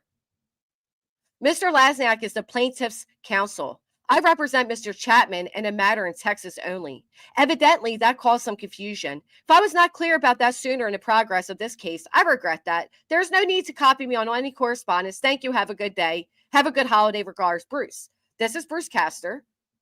You can't say anything's missing. It's straight from my email, Betty. But, so I'll tell you what my attorney did when he found out that Bruce Castor's handing over information to Nick. Bruce Castor got another lovely letter. You guys ready to hear it? Let's hear it. Dear former General Castor, this also, excuse me. Let me restart that, Betty. I sounded like Betty will make you slip up on your words. She'll drive you so crazy. That's right. 10 toes down, Jason.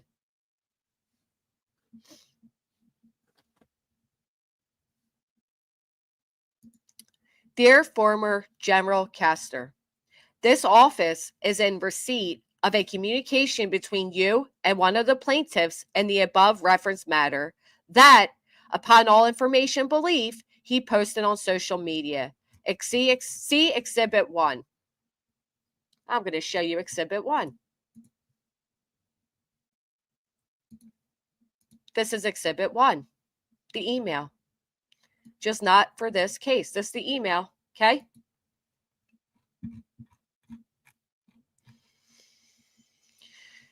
Obviously, the redacted correspondence is based on my letter to you dated January 10th of 2025. Be advised, your email to a plaintiff in this case is revealing on multiple fronts, which piques the interest. I see you, Purple Haze. Sorry, I'm on a different screen, guys. Of course, you can forward emails and letters to whomever you deem fit. However, it is bewildering you forwarded this document to a plaintiff here too, and it appears Attorney Lasniak did not. Even if Attorney Lasniak did forward the email to one of his clients, your direct involvement, evidenced by your email, opens the door to probe your other representations. You know what that means? You now just open the door up for depositions of your communications. One thinks you would only contact Attorney Lasniak for discussion concerning the issues raised by the defense in this litigation, in parentheses, your non-involvement, while certainly not engaging with any plaintiff you assert you do not represent. Read that again. PJ Second Chance, thank you. Let's read that again. One thinks you would only contact Attorney Lasniak for discussion concerning the issues raised by the defense in this litigation. Those issues being his name being placed on there and not removed. You might be a ghost king. While certainly not engaging with any plaintiff you assert you do not represent. Next, based on the unredacted portions of what is attached hereto as Exhibit 1, you also represent the receiver plaintiff, just not in this matter. See Exhibit 1. Did you not make representation you only represent Dwayne Chapman in a matter in Texas and not in this case? Conveniently, you never referenced representing this plaintiff as well, just not in this case. Your prerogative. You are aware, says you cannot assert attorney-client privilege, we will be seeking discovery of same and any other evidence to support our counter-actions against these plaintiffs, even if they attempt to let this case die on the vine. You hear that? You guys hear that? Let's say it again. You are aware, since you cannot assert attorney-client privilege, we will be seeking discovery of same and any other evidence to support our counter actions against these plaintiffs, even if they attempt to let this case die on the vine, aka they abandoned their own litigation. You can thank your not, in this case, client. In any event, take solace in your representation a mistake or misunderstanding embroiled you in this pettifoggery and not engagement despite assertions of plaintiff to the contrary. Oof! Read it again. You can thank your not, in this case, client. In any event, take solace in your representation a mistake or misunderstanding embroiled you in this pettifoggery and not engagement despite assertions of plaintiffs to the contrary.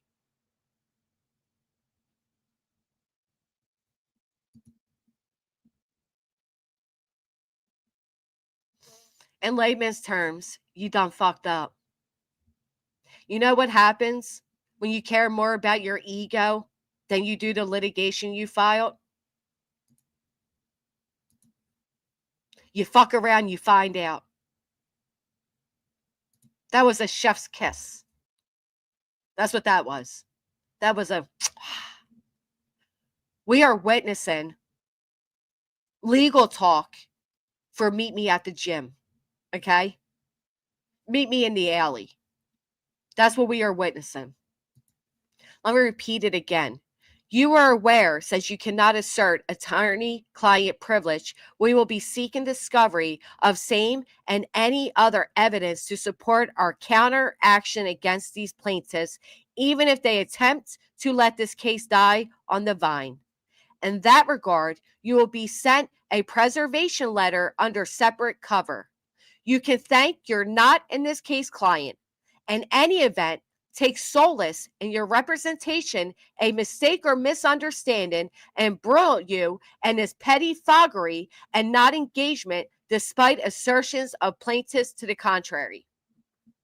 So basically, even if your name was accidentally or mistakenly placed on this filing, you are now full in, sir, because your plaintiffs or non-plaintiffs don't know when to shut the fuck up. Oh, I love it. Do you love it? Let's get some clapping hands or some boots in the chat if you love it as much as I do. Nick just made sure that without any doubt that Castor's correspondence will be placed in discovery for our countersuits. That's why Betty said, I would have advised him not to do that, but you didn't, and he did. So as my attorney wrote, in that regard, you will be sent a preservation letter under separate cover.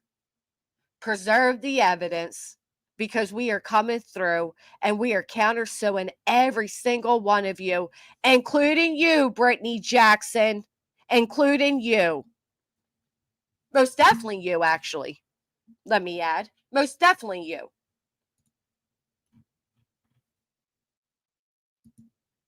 You guys think Castor responded?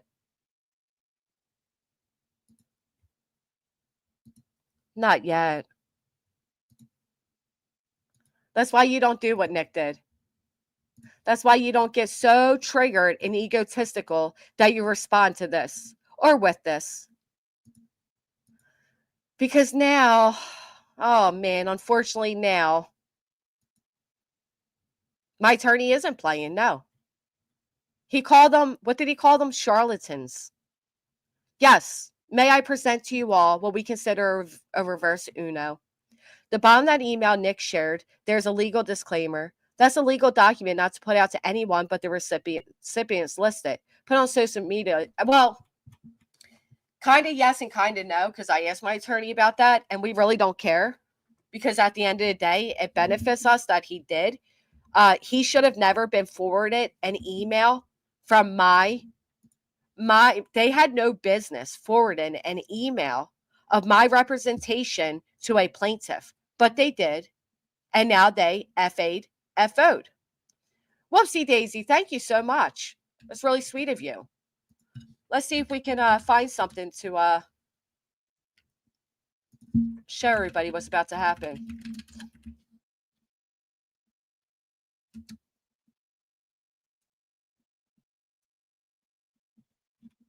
Oh, hold on. Preservation letter. Up incoming message. Hold on, let's see. Once you put it on social media, it becomes fair game. And that is what he did. He put on social media. He cared more about, what the public thought of him than protected his own litigation.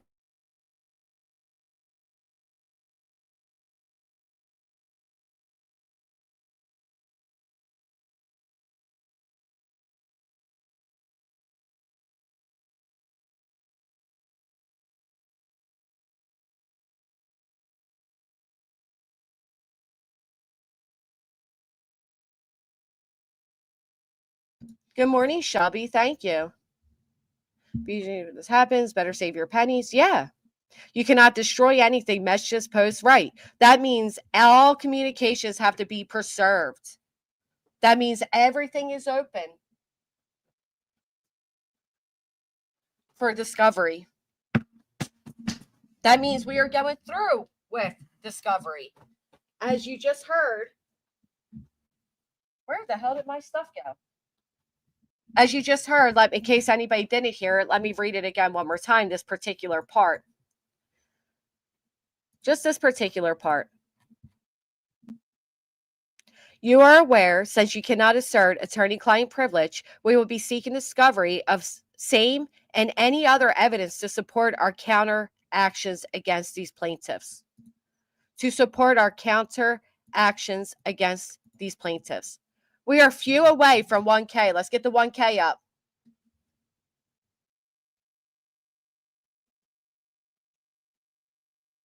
Okay, so I just got clarification. That disclaimer works if let's say that Castor accidentally sent my attorney an email that was meant for Nick. That's where that disclaimer comes into play. Thank you, Jamie. Back me too. And again, I want to sincerely thank all of you who have helped me make it possible for me to obtain not just my prior representation, but most importantly, this one. It has been so worth it. And I can't thank you all enough. Come on in, my friend. Well, hello. Hey, what's up? Not much. What's going on? Oh, all right. I just noticed that Nick fucking screwed himself completely over and basically opened himself up to having Casper produce all emails, testify, and even text or whatnot. Not privileged anymore. Yep. That's really stupid. And I think he might open himself up to Dog because he says he represents him in a Texas matter. And it wouldn't be out of the question to see if you can try to, I don't know if you can, but it wouldn't hurt to try to demand all unrelated discussions with Dog related to this case. Well, you know which part I love the most, B. Tim, right here on the screen, where Castor says, people kept bothering me. So he said, you did not steal my identity. I will tell anyone who asks, I am still your lawyer and I am Dog's lawyer, just not for this case. He said, people kept bothering me. If you think he was annoyed by people bothering him before, how annoyed do you think he's going to be now that he is going to be active in this case, not as an attorney, not as legal representation, but as a would it make him a witness? It would make him a non-party witness. Yeah, okay, I thought so. So yeah, if he was bothered before. Yeah, and I would probably make it in person. I would not give him the ability to do Zoom. I'd be like, come to my office, and I'd probably make it so that all three attorneys can actually be there at the same time so that you can all have him done in one day. So there would be like three attorneys or whatever, just depose this guy, set it up for that one day in person. And also I'd probably demand documents that he would bring so they could be marked and put into exhibits. And I would probably do all that in one day. And I like this too, because Well, I won't read all of Castor's response again to my attorney's initial email to him. He did write here, as you allude to, I take great care to guard my reputation. Oh, wait, this part. While I continue to enjoy a cordial relationship with him, meaning Mr. Lasniak, Mhm. while I continue to enjoy a cordial relationship with him, that might change if he does not take a step to ensure I am no longer bothered with Yeah. this. Also, I would demand probably email correspondence between Castor and Joseph Lizniak, Right. because he's not an attorney. They're not working together, so they're separate. And it has to do with basically possible falsification of documents. So I would just demand everything. I would demand everything and see what the judge will deny it or not. And then, of course, Castor's going to fight you tooth and nail for those not to produce those documents. But I think he'll definitely lose about Nick, and he might lose with Joseph Lizniak. And I'm not sure with Dog. I would try to throw that one into the fucking mix, probably. I mean, if I was to guess, I don't think that one's going to be a little bit trickier because he is his attorney for another matter. But you could probably try to do that one just to piss him off. Well, that's And why my attorney wrote in the first email, since Dwayne Chapman has asserted he has taken the search for Sebastian Rogers to Delaware County, Pennsylvania, please advise us as to whether you will be representing his interests in our planned deposition. For yeah, your edification, we plan to start discovery immediately, and your client will be the first to undergo a shifting and thorough examination. yeah. I mean, like basically, I mean, like in the end of the day, I think like you will win the anti-slap. I think like there's probably like an 80% chance, maybe Well, 75, 80% chance of you winning that, to be well, honest with wait, you. I have to tell you this. So this is what I spoke, and this is what I discovered. So everything is officially moving to the judge's desk, right? Like the clerk has officially handed things over to the judge. It's now in the judge's desk. The anti-slap is so brand new. It's just simply brand new. There's a chance that even if we get the slap or not, we are going with a counter.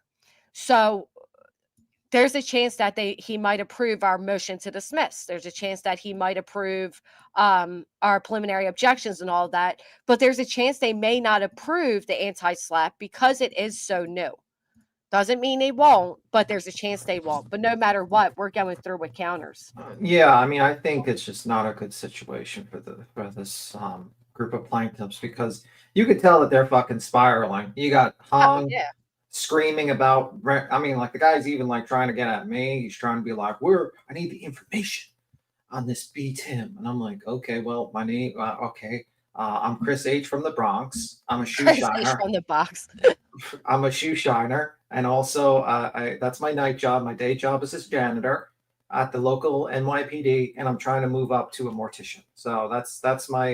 Can I have my $5,000 now? I doxed myself for you. Have you asked Justin for any advice on being a mortician? You know what? I asked him about the makeup to help, Queen Bee with her face tattoo. Maybe he can just help with that. That might be helpful. We're gonna get some advice, and yeah, that's our plan. But This yeah, is like that's how crazy, man. spiraling. Like you got her standing there, and even her own subs are like saying, like, you lied to us on this RICO case. Yes, She's deleting cards. majorly. Yeah, she has lied to them. She is basically I'm going to uh, feed my cat really quick, but I'm okay. listening. She has basically said that, oh, this was federal. Castor's my attorney. But meanwhile, you never met your attorney. You never discussed this case with your attorney. I would be shocked I wouldn't be shocked if she didn't talk to Joseph actually. And I think like she's realizing that she's been fucking played again by these two, in my opinion, shysters. These two guys that didn't want to pay her $400 for her what she calls quote unquote interview with Dog, but it was really him walking to a door, knocking, and then saying a couple of sentences to her, and then jumping back into his car. That's what she calls an interview. But she wasn't even paid the $400 for that. Maybe she got it now, but she's realizing that she's actually put herself in a terrible fucking position where she's got multiple law firms that will go after her now, and SF. And by the way, people that say like SF has no clue what he's doing, he's won his not he's done pro se, and he won his case against another person he sued who had an attorney. For defamation, yeah. So I mean, like the guy knows what he's doing. I'm not going to say he's as good as an attorney, but he's better than the average Joe. And I'm just saying, like, I think he's got a very strong case, and he's doing everything he can to fucking do it. And it's interesting that Betty's first argument, she's saying like SF shouldn't be like commenting about that rule. I think what was he pushing, Rule 17 or something like that? What was the rule again that he was trying to push? Yeah, the 1023. The 1023. But meanwhile, Betty about a week ago was saying, well, I just try every motion because if you don't put that motion, then you don't get a chance to actually exercise it. So according to her logic, even if what SF was doing was wrong, him putting up the argument so it can be ruled upon or that what's going to be happening is still a good move. But she can't even remember what she said last week in his previous stream. Right, and none of them speak with each other, so they're all over the place on what is even happening. I mean, Betty stated there was no preliminary objections. Yes, there was. Like, I don't understand what they don't understand. And you know what really gets me the most? Kathy Ford, thank you so much. I think this is what really gets me the most, is that they thought it was a good idea to sign themselves up to this to try to stop my freedom of speech. Because that's what it comes from, my freedom of speech. That's what they were coming for. They themselves stated that they weren't seeking any money. They just wanted us to shut up. And some even admitted they joined on this because it was free.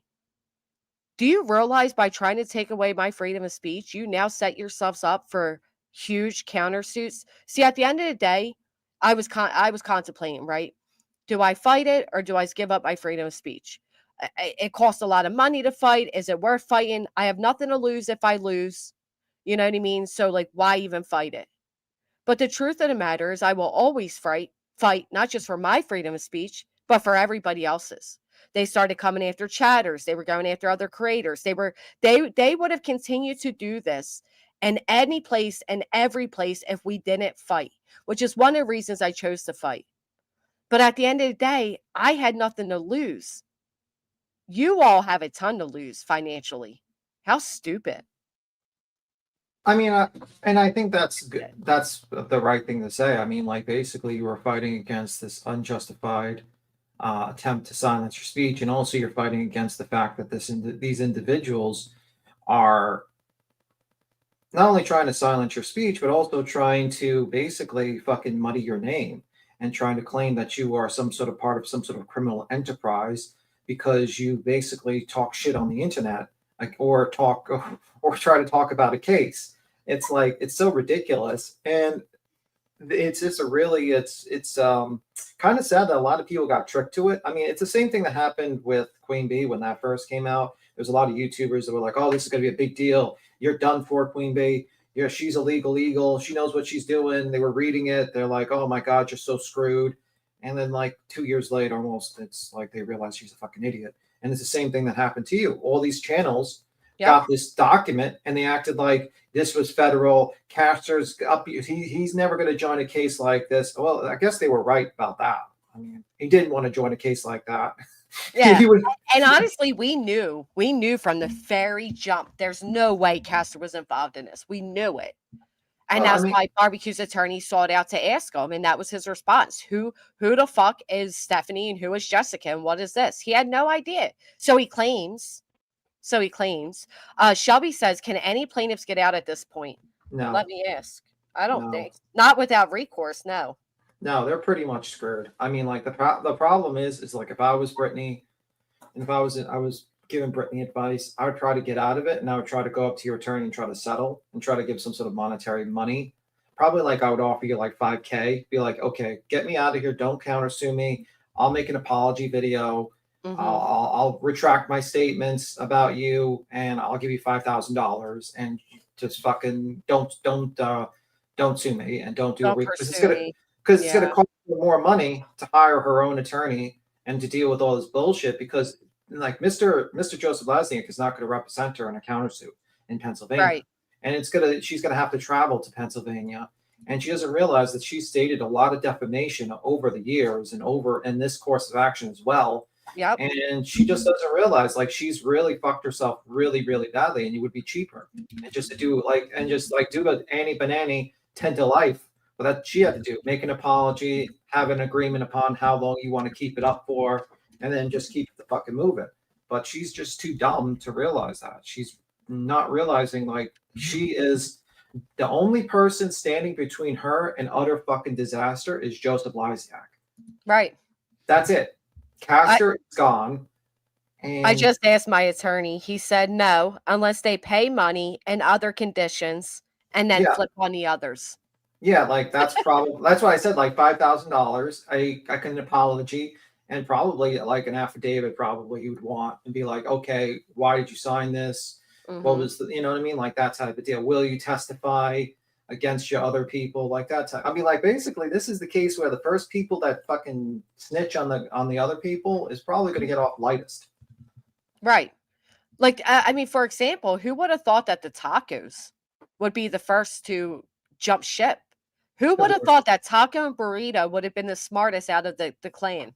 Well, because they probably know a shyster when they know a shyster. I mean, look at the guy. He's Right. fucking, you know what I mean? Like a grifter knows a grifter, a shyster knows a shyster.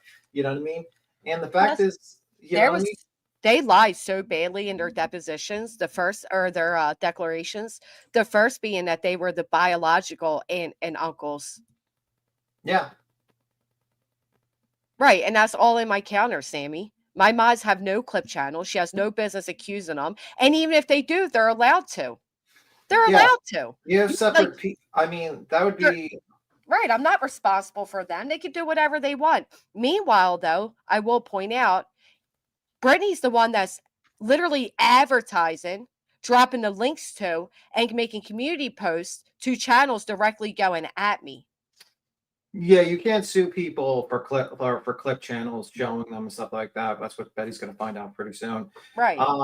And that's the problem. She's just not, you know. Just like taking screenshots out of a random chat box, your own chat box, of public commenters cannot be held against me either.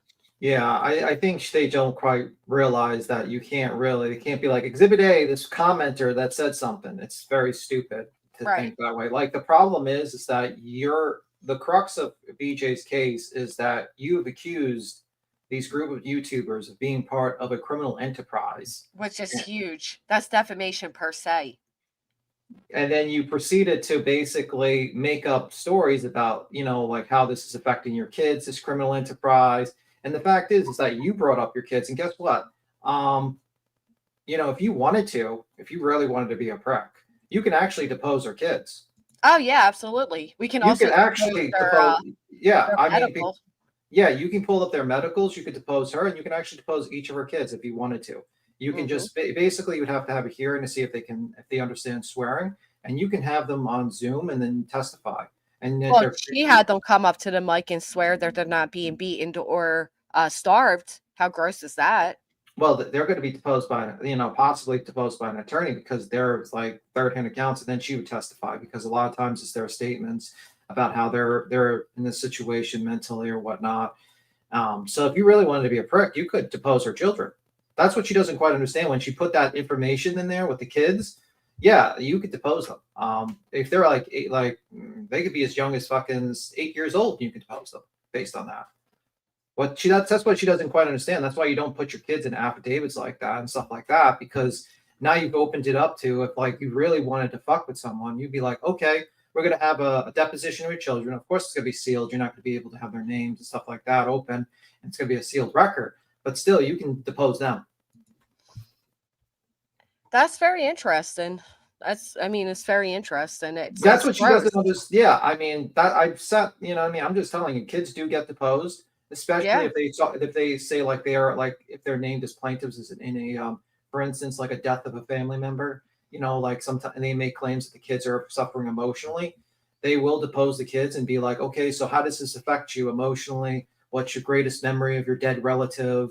Things like that, really evasive questions emotionally. And they don't quite understand, like when you put your kids as plaintiffs, they will be quite, or you put them in affidavit, they could be deposed. Now, I don't know if you want to go that route. Depends how fucking you want to go. But yeah. Luckily for her, I would never do that. Yeah, but I'm just saying, like, if you really wanted to be a prick, you could. Yeah. And It's a shame that somebody would even jeopardize their children to be placed in that type of position, to be honest. Yeah, that's what she doesn't quite understand. That's why I said, like, you don't really fucking you don't really do that. You don't really put that position there because now not only can she That's a be, possibility, right? Yeah, yeah, I would never do it. I mean, honestly, I wouldn't. You guys don't even have to tell me. And B Tim knows I would never do it. He's just pointing out like that's the risk that she took, yeah, and that's a gross risk to take. yeah. That's what I'm saying. Like when you put your kids like that, yeah, that's why like you could depose her on her kids, and you can ask her like almost everything, like because she put her mental health there, so you can demand her medical records. I know. Um, you could demand her medical records now, and you can actually like check. And then did she put anything financially?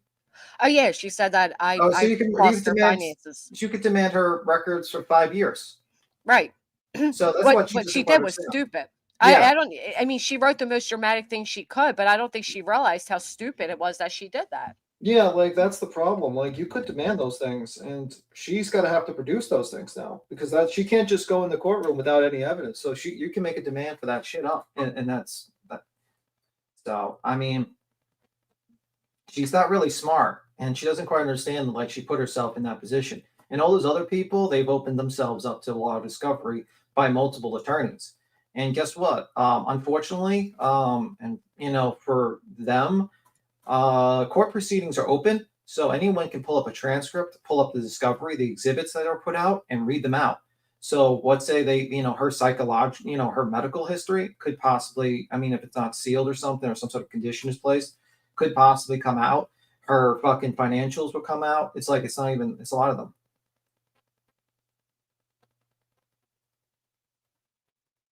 I Yeah. was Go ahead. I was just looking for something. Well, number one, if you don't know that your kids can be deposed, if you put them in a caption, you're a fucking idiot. Um, that's it. That's all. And if you don't realize that, then you're an idiot. Sorry. If you put, I mean, look at there's many court cases where people put their kids as plaintiffs or affidavits. They can be deposed because you basically, you're basically putting them in the affidavit. They're kind of signing. You know what I mean? It's not a very smart move. So whatever. She wants to cry about that. Let her cry now. Unfortunately, Mr. Lazniak should have probably told her that before she put that statement out there. If he was actually a legitimate good lawyer, he would have told her that. Well, and I that would was the thing. It was so dramatically written too that it's like, do you think that's going to suffice?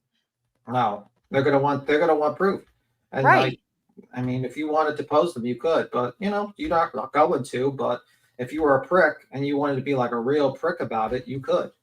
And that's what I said to people before. I don't think Brittany even real. I mean, look, if everything Brittany was saying was factual, right? If all of this was factual, then how come none of it has any exhibits attached to it? Think about that. Yeah.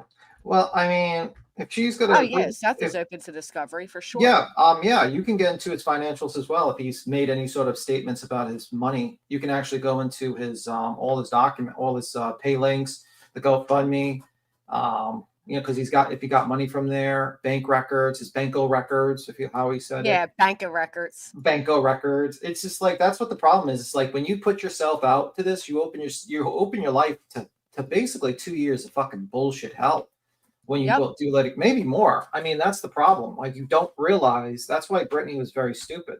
It's Yeah, like, like this, beats him. She wrote, I am writing this declaration not as a lawyer or someone engaged in a legal dispute, but you are, you dumbass, but yeah, as a mother and human being who has endured unimaginable pain, fear, and suffering due to the relentless harassment, defamation perpetrated by Jessica, known as Grady's Watching, along with her friends, followers, and cult like network. yeah. So I mean, like, are you fucking kidding me? yeah, she's just dumb. Like it's not very smart. And Uh, this, yeah, what they have done has torn apart not just my professional life, but my personal life as a mother, a daughter, and a person who values kindness, honesty, and peace. Does she yeah, sound peaceful when she's up at night going live, going at everybody? Is that peaceful? yeah, and that's what she doesn't quite understand. That's going to be used against her, and she doesn't understand like she put herself to this. She really did. And it's like you opened your life up to an open book with lawyers that are going to dig right into every aspect of your life.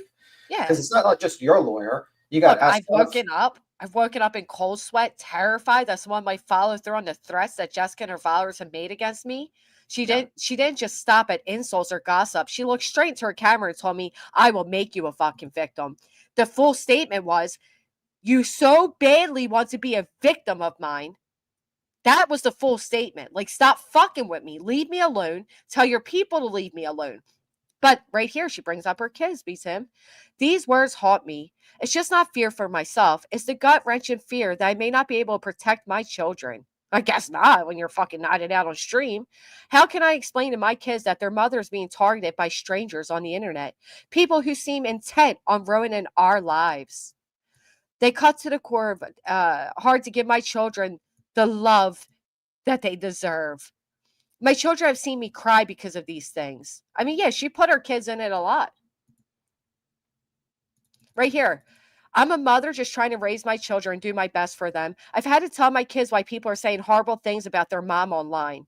I tried to shield them, but it's impossible when this campaign of hate is so public and so vicious. Yeah. You're acting like I'm outside your house with a fucking bullhorn. See, like, that's the thing. Like, now she put her kids in the document, and you could, if you wanted to, be like, okay, well, I need to hear firsthand from what your kids say. I demand the deposition of X, Y, and Z, or whatever the kids' names are. Right. And obviously, that's going to be redacted because there's initials there under the age of 18, and obviously, probably going to be sealed. That's not going to be public. I mean, I probably going to be any lawyer worth their salt is probably going to make sure it's sealed. That particular one, like confidential or something like that, because you don't want that out. But the fact is like you opened yourself up to the possibility that your kids can be demanded deposed. And guess what? That lawyer can start asking almost a lot of questions about the home life. How's your mom? Like, when does your mom make you dinner? When do you go to bed? Right. She opened herself up for a lot of invasion. She doesn't understand, like, that's going to be the questions, because it's going to be like, how has your life changed with the social media? Like, what does she do? You know what I mean? Like, it goes into very, very deep, like, things like, do you go out? Stuff like that. And she doesn't quite understand, like, that's going to be questions that are going to be could be asked by someone if they really wanted to push and go at you. But she doesn't realize, like, and that's, honestly, like, that's not smart. Well, no, it's really stupid because, for one, it's not my responsibility to protect her children. Let's make that first and foremost. I mean, if your lawyer recommends it, then, you got to do what your lawyer says. But, And like Rongo said, how do her kids see comments online? Right. That's, again, her parental duty. Well, that's going to be a question that's going to be asked about the troll account. Because remember that clip that we saw about. It wasn't even a troll account, Tim. It was her other account. So her drama account, he was logged into that. And guess what? That incident from 2 years ago when the kids got into that could be uploading that video. Yeah. Yeah. And then she's gonna have to talk about that. And like, you know what I mean? Like, it's just like, it opens yourself up to, like, now you're dealing with not just random YouTubers on the internet, you're dealing with actual attorneys who will ask you about every aspect of your life and in detail. She doesn't realize it. Nope. Right, and like, she has no idea what she's in for. All right, that's enough comments pertaining to the kids. It's not their fault. Let's keep it focused on Brittany. B10 was just making a good point. That's what happens when you decide to not only use them in your YouTube battles, but in your legal battles as well. That's an unfortunate fact that can take place. So, Yeah, I mean, exactly. Right, Tori. Yeah, I mean, like, she's gonna cry, but maybe, like, you should have talked to Joseph Lesniak before you signed up and said, what can I open myself up to if I sign these documents? It's not my fault that your counsel didn't decide to tell you that your kids could possibly be deposed. Right. Well, you can tell that I don't think, like, what attorney would even accept those declarations? They're so manipulative, just like she is. Like this part still baffles me. Again, I want you all to remember, Brittany goes and speaks about me everywhere, not just on her channel, but in other channels. She has even rekindled relationships that she once had, that of people that have gone at her viciously just because they're going at me. But right here, Your Honor, as I sit here writing this, I'm asking you not as a plaintiff, but as a mother who is desperate to feel safe again. Then log the fuck off. I want to wake up one morning without the fear of what might be said about me, or worse, what might be done to me or my family. I just want to live my life, raise my children, and provide for them without this cloud of fear or hatred hanging over me. I am asking for justice, not just for me, but for my children who have seen their mother's spirit broken by the relentless cruelty of strangers. The first thing the judge is going to say is then log off. Like, I get it. This is your moneymaker, but you don't get to put all that on me. You're making this choice. Yeah, she doesn't quite understand that it's not a smart move. And the problem is that if she does get countersued, Mr. Joseph Dozniak's not going to represent her and each one of the parties in separate actions because he'd be working all day, every day, basically working for free. Because I don't think Mr. Nick the Hat or Nasifasu or whatever the fuck his name is going to be able to pay or flip the bill. I don't even think Nick is paying him actually, Joseph. I don't think so either. I think Joseph's doing this for a favor, and you can tell that it's favor because he's not as vigorously emailing back and actually contacting people and dealing with it. I think he thought his name would be signed. You know, he probably thought, oh, you know, social media and stuff like that, that'll be my payment. Right. So. Right. I think they thought this was going to go a little more viral. I think they thought they would get more publicity from it. Mm-hmm. And they just may, but I don't think in a way they want. Yeah, I don't think they realize that, man. Seriously. I mean, like, it's going to be very interesting to see what's going to happen. But, I mean, she's going to, you know, Brittany's going to be in denial for a while. And she doesn't realize that she signed herself up to probably 2 to 3 years of litigation. So, congratulations, because Barbecue Lady could pursue her as well. Like, all these people. Barbecue Lady is.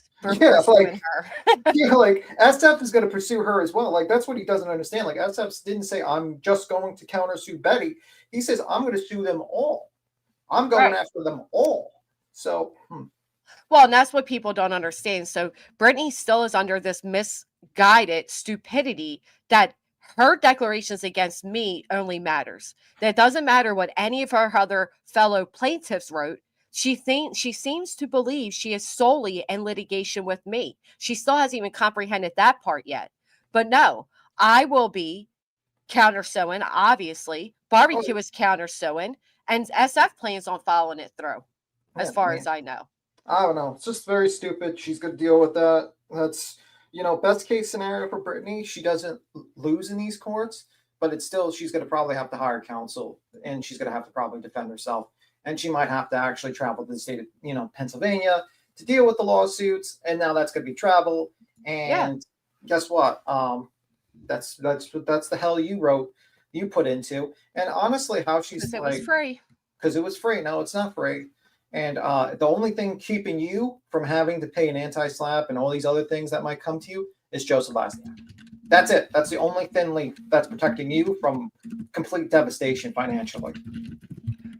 Well, I'll tell you what, the best thing Brittany could do is reach out to my attorney and seek a settlement. To be honest, I think the two buddies wrote the entire thing. Maybe Dozniak signed it. Yeah, you guys saw that my attorney pointed that out, and so did Barbecues. Also, Body Movement pointed it out. She said the metadata for the document comes from Mr. Nick the Hat, and because that's what you're going to demand for the metadata, by the way. Look for the metadata. And also, apparently the exhibit on the top said Bullhorn Betty. Right. So, I mean, I think what happened is Bullhorn Betty secured the affidavits and the exhibits, and I think Nick put the document together, and I think Mr. Dozniak probably just signed it. Because a document like that will probably cost you about, if a lawyer's charging $350 an hour, probably about $2,200 to $3,000. He would charge you for that. Yep. Yeah. Well, and here's the thing, like even right now, Brittany running her mouth, like she doesn't get it. This is going through. This is going all the way through. There's nothing you can do to change it. And like DTOS just said, if you think that the attorneys are going to care about your feelings when they're drilling you, if you think you're going to be able to say, but my kids, and the attorneys are just going to stop, they're not. No, they're not going to stop. They're going to actually go further. That's what you don't realize she's opened herself up to. These attorneys will drill her about her daily routine with her kids, what time they go to bed. Right. That's all going to be I'm going to present every stream in the middle of the night where you hear those children. All of it is going to, because she's claiming that I'm the reason she can't sleep. And Yeah. I can argue it's the lack of routine. And then you can go into her medicals, her Yep, everything. psychological. Like she doesn't just realize when you put yourself in litigation like that, especially how she put it, like, oh, this is the mental problem. You know, she's causing me mental distress. She And my has. kids, well, that's you. And you probably should have talked to the attorney about this and what they could demand from you. But the fact, because you can't just go in there and be like, here, I'm going to sign this affidavit, but I'm not going to offer any proof or actual exhibits about the None. fact that I'm suffering emotional distress. Right, and that's the other thing. Like at the time that she filed this, I wasn't even responding to Brittany. Matter of fact, I was seen in many places saying, "This is why I ignore Brittany. It's like banging your head against a brick wall, and I despise her, so I don't respond. I don't go at her." But she put me in this anyway, so here we are. And she can keep running her mouth on YouTube, but then you're also going to have to explain to a judge how you're claiming that you're terrified of me, yet you speak on me almost daily. Dumbass. But anyway, I got to go to my funeral job or slash shoe shine shop. I The job that gotta I run don't have, too. I have to go to work. You have a Thank you, good one. Tim. Have a good Bye. one. Right, my pals out. They started this. We're gonna see it through. Like my attorney wrote, the fight has just begun. We're not stopping. We're not ending. I am going to go in debt to see this through.